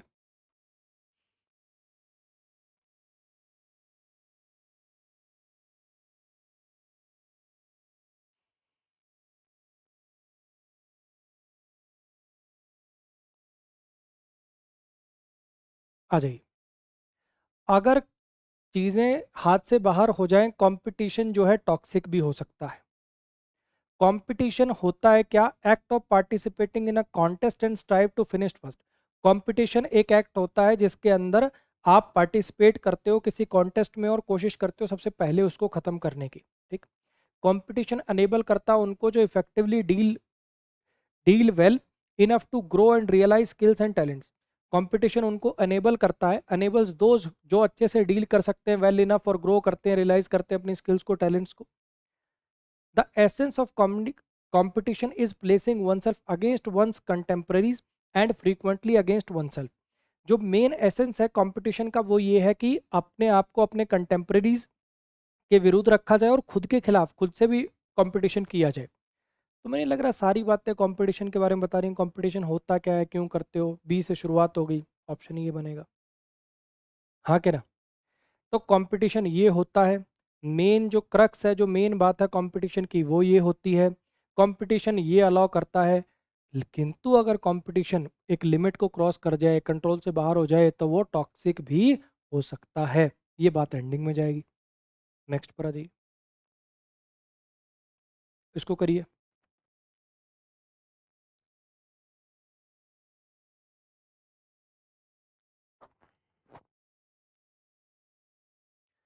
एनएफटी ना यार, ये जैसे पहले लोग कलेक्ट नहीं करते थे, जैसे जो माइकल जॉर्डन ने जूते पहने वो कलेक्ट करते थे, आजकल ना डिजिटल भी कुछ कलेक्शन का वो सिस्टम आया। आप एनएफटी को सर्च करेंगे तो मिलेगा। थोड़ा सा नॉलेज होती तो ये थोड़ा जल्दी कर पाते आप, है ना। ट्राई करो फिर भी।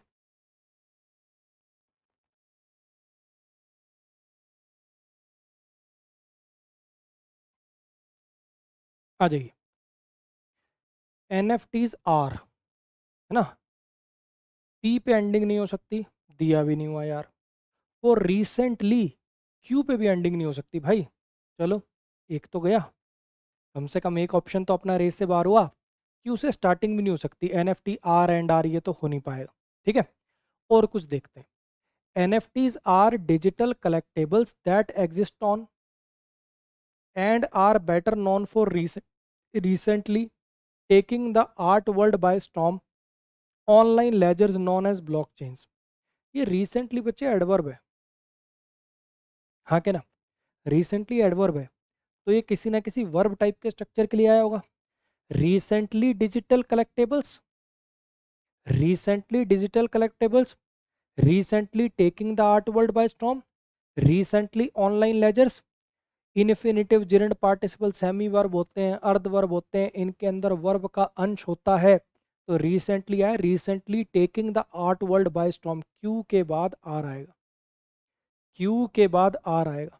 दूसरी बात, एग्जिस्ट ऑन, ऑन प्रीपोजिशन है, इसके बाद ऑब्जेक्ट आएगा, ऑन एंड नहीं हो सकता, हाँ कि ना। Exist on taking the art world, किस चीज पर एग्जिस्ट करते हैं, exist on online ledgers, P के बाद एस आएगा, पी के बाद एस आएगा। कहाँ पे ऐसा ऑप्शन, पी के बाद एस आ रहा हो, क्यू के बाद आर आ रहा हो, कहाँ पे ऑप्शन, ये रहा, ये बनेगा। एनएफटी जो है डिजिटल कलेक्टेबल्स हैं जो एग्जिस्ट करती हैं ऑनलाइन लेजर्स पर, जिनको ब्लॉकचेन बोलते हैं। और काफ़ी मशहूर हो गई हैं ये किस वजह से, क्योंकि रिसेंटली आर्ट वर्ल्ड को बिल्कुल एकदम तूफान ला दिया है उसके अंदर। नेक्स्ट पर आ जाइए, इसको करिए।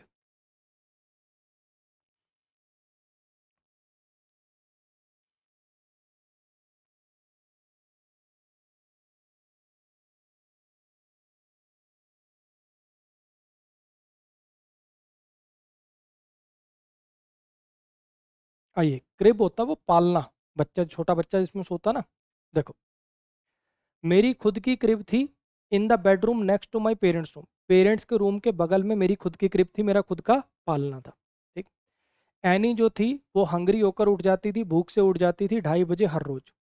ठीक, जब एनी उठती, एनी वुड क्राई आउट, जब एनी चिल्लाती थी, मैं अपनी क्रिब से बाहर निकलकर अपने पेरेंट्स के रूम की तरफ जाती थी या जाता था, जो भी यही। For the first few months any slept in a crib bye parents bed, कुछ कुछ पहले महीनों के लिए एनी जो है वो अपने पेरेंट्स के बेड के पास में सोती थी, पेरेंट्स के बाद बाद वाली जो क्रिब थी उसमें सोती थी। अब मान लो ये दो बच्चे हैं, दोनों ही बच्चे छोटे हैं, लेकिन होता ना अंग्रेजों के बाद चलन है कि बच्चे को अलग रूम दे देते हैं, छोटा बच्चा है तो भी उसको अलग रूम दे देते हैं। तो एक बच्चा पेरेंट्स के साथ वाले बेड बेड के साथ जो पाला लगा उसमें सो रहा है, और एक दूसरी जगह सो रहा है। अब देखना हो क्या रहा है, ये एनी जो ज़्यादा छोटी वाली है, एनी अपने पेरेंट्स वाले कमरे में सो रही है, ये भूख से उठती थी हर रोज, जैसे ही चिल्लाना शुरू करती थी, ये जो इसकी छोटी भाई है बहन है जो भी है, ये पेरेंट्स के कमरे में भाग के जाती थी देखने। तो क्यू के जस्ट बाद आर आएगा। ठीक है। अच्छा, अब इसमें लिखा है कि एनी जो है अपने पेरेंट्स वाले बेड वाले क्रिब में सोती थी, मेरी भी खुद की क्रिब होती थी पेरेंट्स वाले रूम के बगल में, यानी एस के यहाँ पे आएगा। तो यानी P S P Q R कहाँ है? ये जी ऑप्शन। नेक्स्ट पाइए, करिए ज़रा इसको।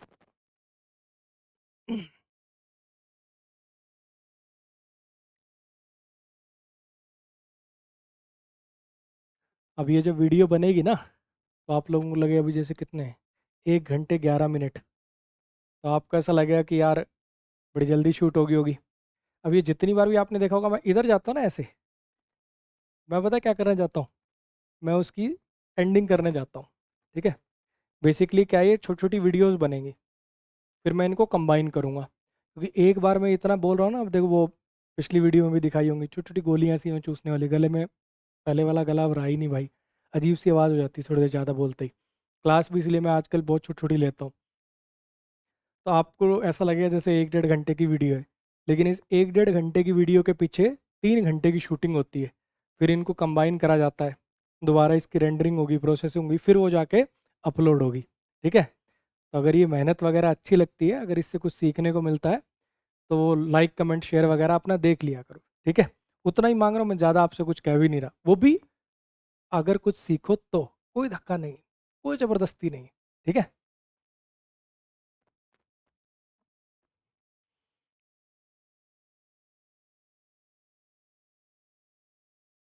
चलो, शी पार्टिसिपेट्स, शी विनीता, बात खत्म, बी से होगा। अरे यार इतने इतने घटिया ऑप्शंस, क्या ही बोलें अब, क्या ही बोलें। विनीता की बड़ी अच्छी आवाज़ है, जिसने उसे इंस्पायर किया भैया सिंगिंग को प्रोफेशन बना लेते हैं, वो पार्टिसिपेट करती है बहुत सारे इनमें, है ना। और वो म्यूज़िकल इंस्ट्रूमेंट भी बजा लेती है, उसने अपना म्यूज़िकल स्कूल खोल लिया है। इस पर ये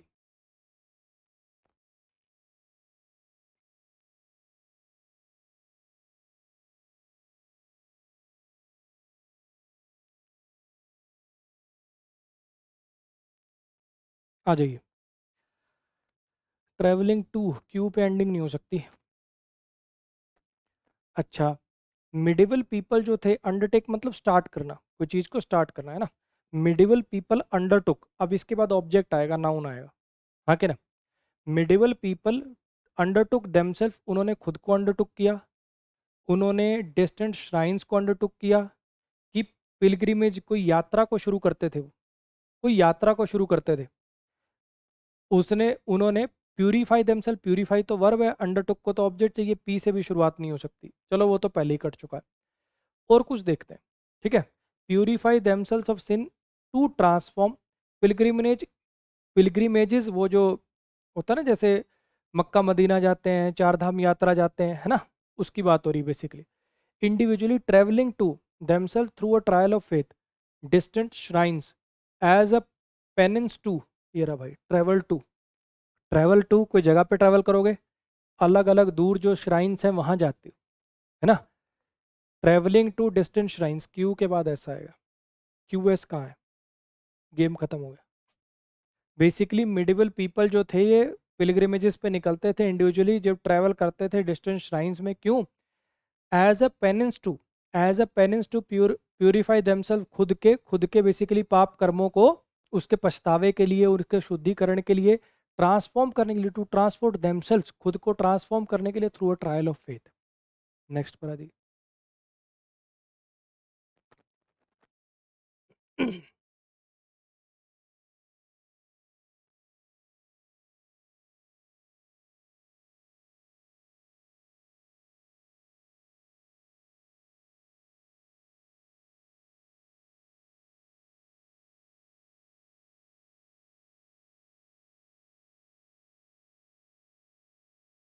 आ जाइए। अदर कास्ट्स इंक्लूड, पहले कुछ बात होगी जहाँ पे कास्ट वर्ड होगा, फिर जो बाकी कास्ट हैं वो यही होती हैं, आर से शुरुआत नहीं हो सकती। दो ऑप्शन को रेस से मैं बाहर कर देता हूँ। पी या एस से शुरुआत होगी। सिर्फ कुछ ही हनी बीज जो है लिविंग लार्डर्स बन जाती हैं। हनी आंट्स जो हैं, सॉरी हनी आंट्स कॉमन होती हैं डेजर्ट में और इसमें।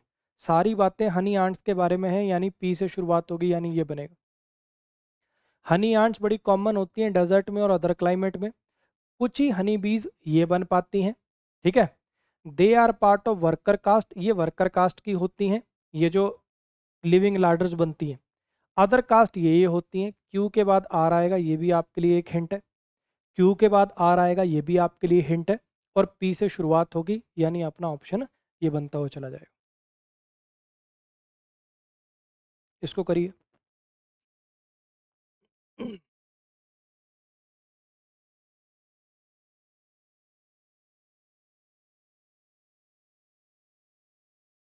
आ जाइए।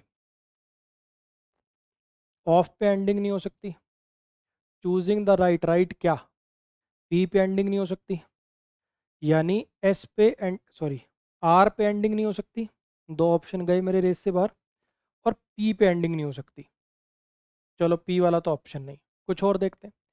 Peer pressure when it comes to choosing the right, right adjective इसके बाद नाउन आएगा, देखना।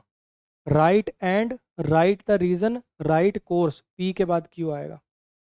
पी के बाद क्यू आएगा। चलो दोनों में पी क्यू आ रहा है, दोनों में आर एस आर एस आ रहा है, तो फिर कुछ और लगाना पड़ेगा, देखना पड़ेगा, है ना। when it comes to choosing the right course and therefore career path, and lack of guidance are some of the reasons, are some of the reasons of indecisiveness.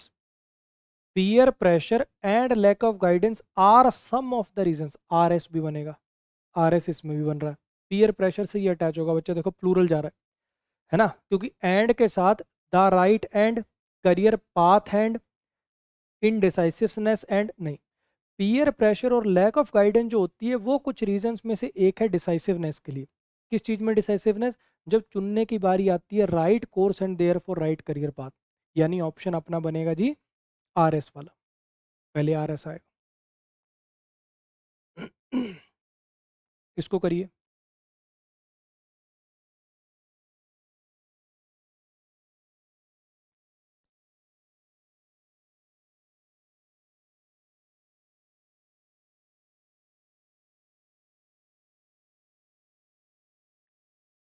Birds के जो हर्ट होते हैं, लंग्स होते हैं and, कुछ बोलने की जरूरत है कि अपने आप समझ गए कि मसल्स आएगा यहाँ तो। बर्ड्स के जो हर्ट, लंग्स और मसल्स होते हैं एस से बनेगा। कितने खत्म ऑप्शन दे रखे हैं यार, बताओ। कंपेयर्ड के साथ टू आएगा, हाँ के ना। कंपेयर्ड के साथ टू आएगा, एस पी क्यू आर से बनता हो जाएगा। इसमें बताइए।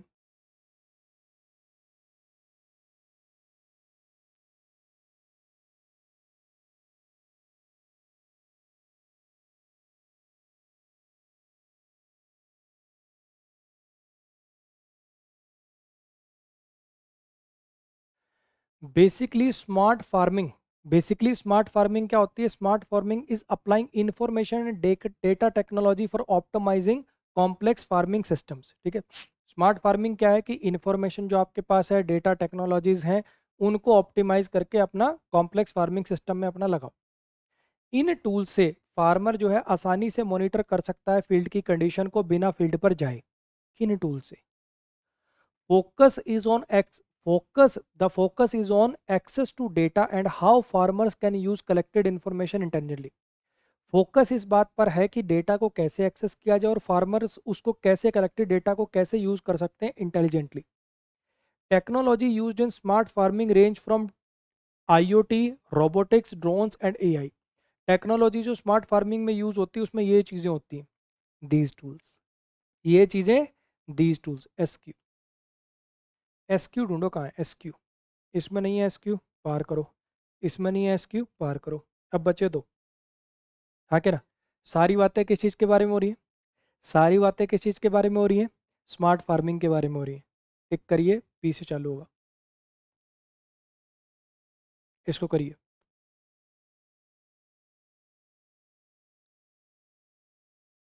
थोड़ा ट्रिकी है, थोड़ा ध्यान से।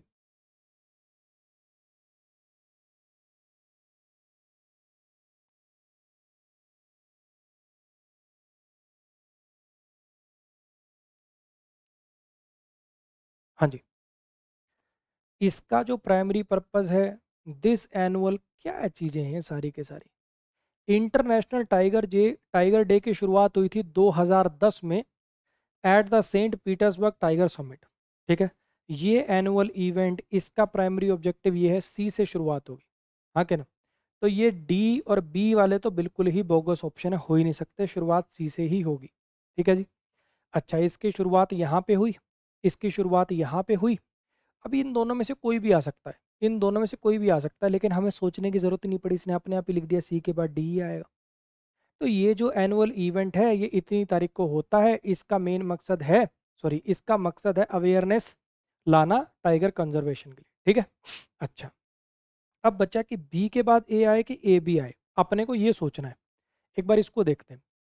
जबकि इंडिया घर है 75% of tiger in the world, the global tiger day as it is also known sees awareness event organised in country as well as this. ठीक है, क्योंकि इंडिया जो है बेसिकली 75% जो है इसके अंदर ग्लोबल टाइप, 75% टाइगर इंडिया में ही है वर्ल्ड के। ग्लोबल टाइगर डे भी इसका नाम है, is also known as global tiger day भी इसका नाम है। इसमें अवेयरनेस इवेंट ऑर्गेनाइज किए जाते हैं आसपास की कंट्रीज में भी, इसमें भी। ठीक है जी। अब यहाँ पे जरा ध्यान से समझने की कोशिश करना कि बी ए लगाएं कि ए बी लगाएं। इधर देखो, इसका जो प्राइमरी ऑब्जेक्टिव है वो है प्रिजर्व करना नेचुरल हैबिटेट ऑफ टाइगर को। अब ध्यान से देखो जरा इन दोनों को, कि ए बी पहले लगाएं कि बी ए पहले लगाएं।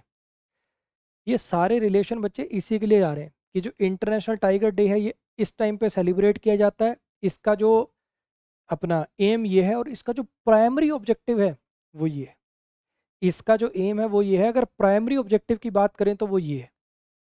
और ये वाली बात इनसे रिलेटेड नहीं है कि इसको ये भी कहते हैं और यहाँ यहाँ ऑर्गेनाइज किया जाता है, क्योंकि यहाँ पे सारी बात हो रही है कि ये है, अब ये इस इतने टाइम पे इस डेट को ये मनाया जाता है। इसका मेन जो मतलब इसका उद्देश्य ये है और इसका मेन उद्देश्य ये है। तो बी ए वाला जो ऑप्शन है बच्चे वो बेटर है, हालांकि क्लोज ऑप्शन है लेकिन बी ए वाला बेटर है। इस पे आइए।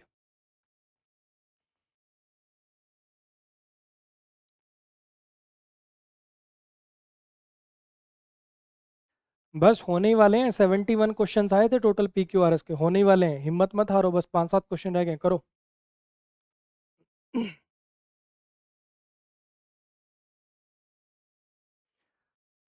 आ जाइए। वॉज पे खत्म नहीं होगा, एंड पे खत्म नहीं होगा, फ्रॉम पे खत्म नहीं होगा, खत्म सिर्फ एस पे हो सकता है। एक ऑप्शन तो चलो रेस से बाहर हुआ मेरा।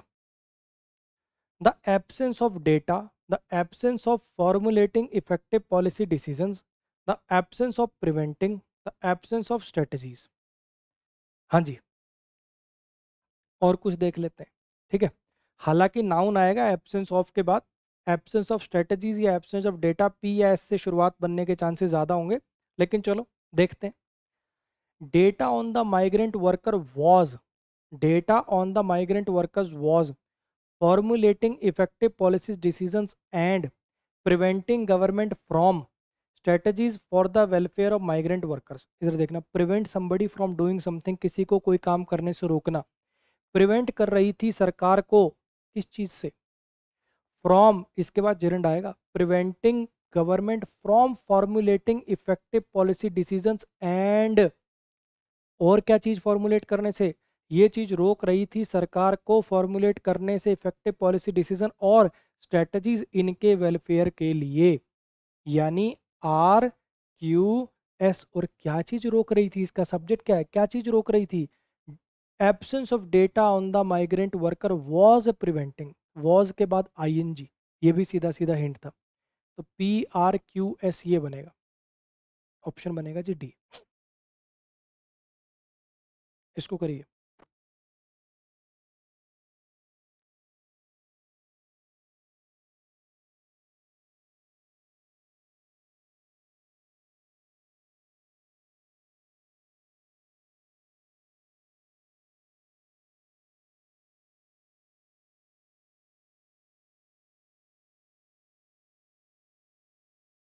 हाँ जी, एन ओमनीवोर, ओमनीवोर एक ऐसा जानवर होता है जो एनिमल प्लांट और ये दोनों चीज़ों पे सरवाइव कर लेता है। सारी बातें ओमनीवोर के बारे में, सी से शुरुआत होगी, ये दो ऑप्शन रेस से बाहर कर देता हूँ।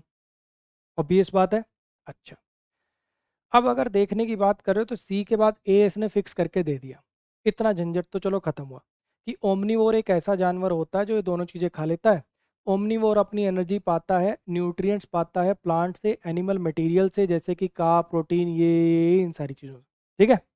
अच्छा, अब इसके बाद देखना है कि बी आए कि डी आए। ठीक, इधर देखो। They also have the capacity to integrate sources like this. उनके पास कैपेसिटी होती है, इन चीज़ों को भी खा लेते हैं वो, इन चीज़ों को भी खा लेते हैं, ये खा लेते हैं, इन चीज़ों को भी खा लेते हैं। दे ऑल्सो हैव, तो ए के बाद डी आएगा, यानी ऑप्शन अपना आएगा जी थर्ड। नेक्स्ट भाई।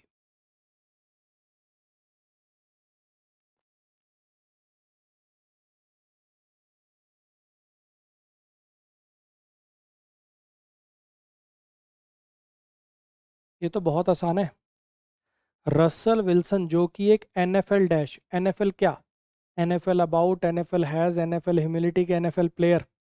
ऑब्वियसली एनएफएल प्लेयर, एस से शुरुआत होगी। इतने खत्म ऑप्शन क्यों देते हो यार। रसल विल्सन एक NFL player for Seattle this, wrote, लिखा, है ना, रोट अबाउट किसी चीज के बारे में लिखना, एस पी बनता हो जाएगा इसे।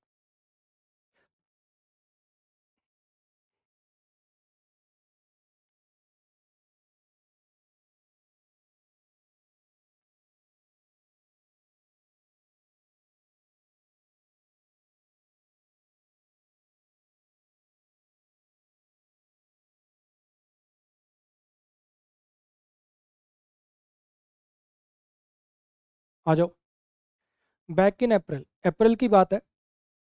आई was visiting my family, the Tillman sand, ये कुछ जगह का नाम है, an afternoon walking around, walking around and, नहीं, पी के बाद एस नहीं आ सकता, पी के बाद एस नहीं आ सकता।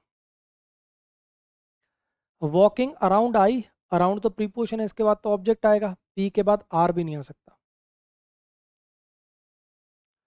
Walking around this place, walking around कोई जगह के अराउंड घूमोगे, हाँ कि ना, पी के बाद क्यू आएगा, यानी इन दोनों ऑप्शन में से अपना एक ऑप्शन बचेगा।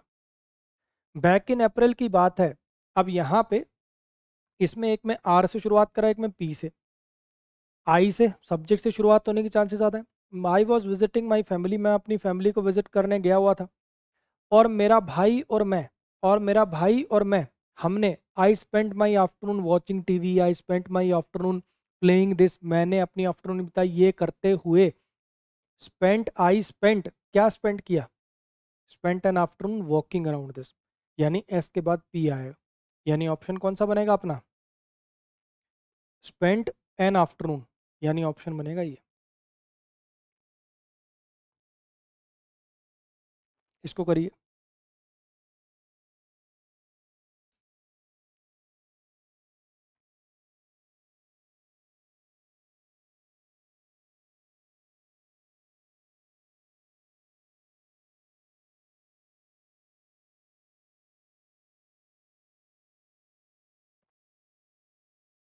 आइए, एक ग्लिम्स पाई जा सकती है इसके रिच कल्चर की, किसके रिच कल्चर की, ए से शुरुआत नहीं हो सकती। इंडिया का बड़ा ही वास्ट कल्चर और लिंग्विस्टिक डाइवर्सिटी है which make the country culturally rich. These monuments, अबे कौन सी मोन्यूमेंट्स, सी से शुरुआत नहीं हो सकती, तो इसका मतलब बी से शुरुआत होगी कि इंडिया का बड़ा ही वास्ट कल्चर है, लिंग्विस्टिक डाइवर्सिटी है, जो कि इस कंट्री को बड़ा ही कल्चरली रिच बनाती है। ठीक है। अच्छा, इसके कल्चरल हेरिटेज, यहाँ कल्चर की बात हो रही है, इसके कल्चरल हेरिटेज की झलक मिलती है ग्रेट मॉन्यूमेंट्स इनसे, तो सी के जस्ट बाद ए आएगा, सॉरी बी के जस्ट बाद ए आएगा, दे भी ए ही रखा था, ये तो दिमाग लगाने की जरूरत ही नहीं थी। ठीक है। अच्छा, ये जो मॉन्यूमेंट और हिस्टोरिकल साइट्स हैं, ये सिंबल्स हैं इंडिया की डाइवर्सिटी के, इसमें बताया डाइवर्स है, कैसे, इसने कहा जी इससे ये, और इससे पता चलता है कि डाइवर्स है, तो सी वाला पहले आएगा, यानी ऑप्शन आएगा जी ये वाला।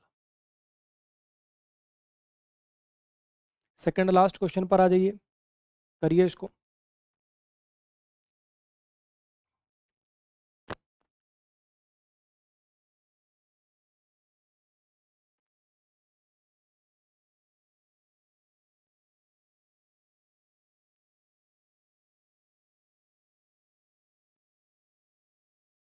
आइए, real income for players play to earn, games also create communities where gamers and creators can meet, share wisdom. ये तो यार सीधा सीधा जम बनता जा रहा है। वो क्रिएट कर सकते हैं कम्युनिटी जहाँ गेमर और क्रिएटर मिलते हैं, शेयर करते हैं विजडम को और एक दूसरे के साथ डील भी कर सकते हैं। QRS तो मुझे लगता है हर बच्चे ने ज्वाइन कर लिया होगा। प्ले टू अर्न गेम्स, कौन सी गेम्स? जिनमें खेलने पर पैसे मिलते हैं, play to earn games, PQRS बनेगा तो सीधा सीधा।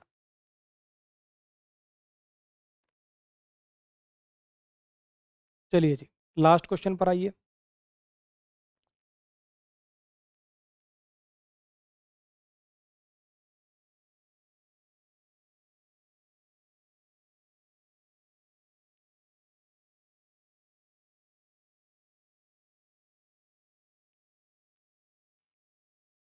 चलो, डिस्कस करने से पहले हर बच्चा कमेंट करके अपने मार्क्स बताइएगा कि टोटल शायद आज मैंने 51 क्वेश्चंस डिस्कस करें, 51 में से आपके कितने मार्क्स आए। और दूसरा, अगर आपको इन वीडियो से फ़ायदा हो रहा है तो मुझे बता दीजिएगा, मैं CGL में आए क्लोज टेस्ट भी ऐसे ही डिस्कस कर दूंगा। ठीक है, उसकी भी आपको अप्रोच बता दूंगा कि उसको कैसे सॉल्व करते हैं। ठीक, आइए, जीनोम वाइड, वाइड मतलब होता है जैसे होता ना, नेशन वाइड सर्च करी गई, पूरे नेशन में सर्च करी गई, तो जीनोम वाइड यानी जीनोम, पूरे जीनोम में, ऐसे कहना चाह रहा है। ठीक, देखिए जरा, करते हैं कुछ ना कुछ। Genome wide with metabolites that influence, जो इन्फ्लुएंस करते हैं, दैट इन्फ्लुएंस, पी पे एंडिंग नहीं हो सकती, कोई कर रखी है क्या? बाहर करो इसको। अच्छा, of genetical markers associated, associated पे एंडिंग, एस पे भी एंडिंग नहीं हो सकती, बाहर करो इसको। क्या है यार, क्या ऑप्शन बनाए तुमने? Associated with, associated with, S के बाद पी आएगा। इस लॉजिक से भी ये दो बाहर हो जाते। तो क्या आंसर बना अपना? Genome wide analysis of each Apple, genome wide analysis जो किया गया हर एक एप्पल का, उसने अनेबल किया, किस चीज को अनेबल किया? अनेबल्ड, अनेबल्ड आइडेंटिफिकेशन, उसने अनेबल किया कि आइडेंटिफिकेशन करी जा सके जीनो जेनेटिक मार्कर्स एसोसिएटेड, जो इस चीज से एसोसिएटेड होते हैं, जो इन्फ्लुएंस करते हैं इन चीजों को। ये बन गया जी आपका आंसर। तो इसके साथ अपने SSC CGL 2022 में आए हुए सारे PQRS मैंने आपको अप्रोच के साथ करने सिखा दी। अगर इन वीडियो से फ़ायदा होता हो तो मेरे को कमेंट करके ज़रूर बताइएगा, अपने मार्क्स कमेंट करिएगा, और अगर वीडियो अच्छी लगे, मेहनत अच्छी लगे तो अपने दोस्तों के साथ शेयर कर दीजिएगा। ज़बरदस्ती नहीं है, अगर आपको लगे कि हाँ इस वीडियो पे काम हुआ, मेहनत हुई है, कुछ सीखें, तो भाई वीडियो के लिंक को, या फिर कह सकते हो चैनल के लिंक को, प्लेलिस्ट के लिंक को आप शेयर कर सकते हैं। ठीक है जी, मिलते हैं ऐसी और वीडियोज़ के अंदर, तब तक के लिए good night, thank you so much.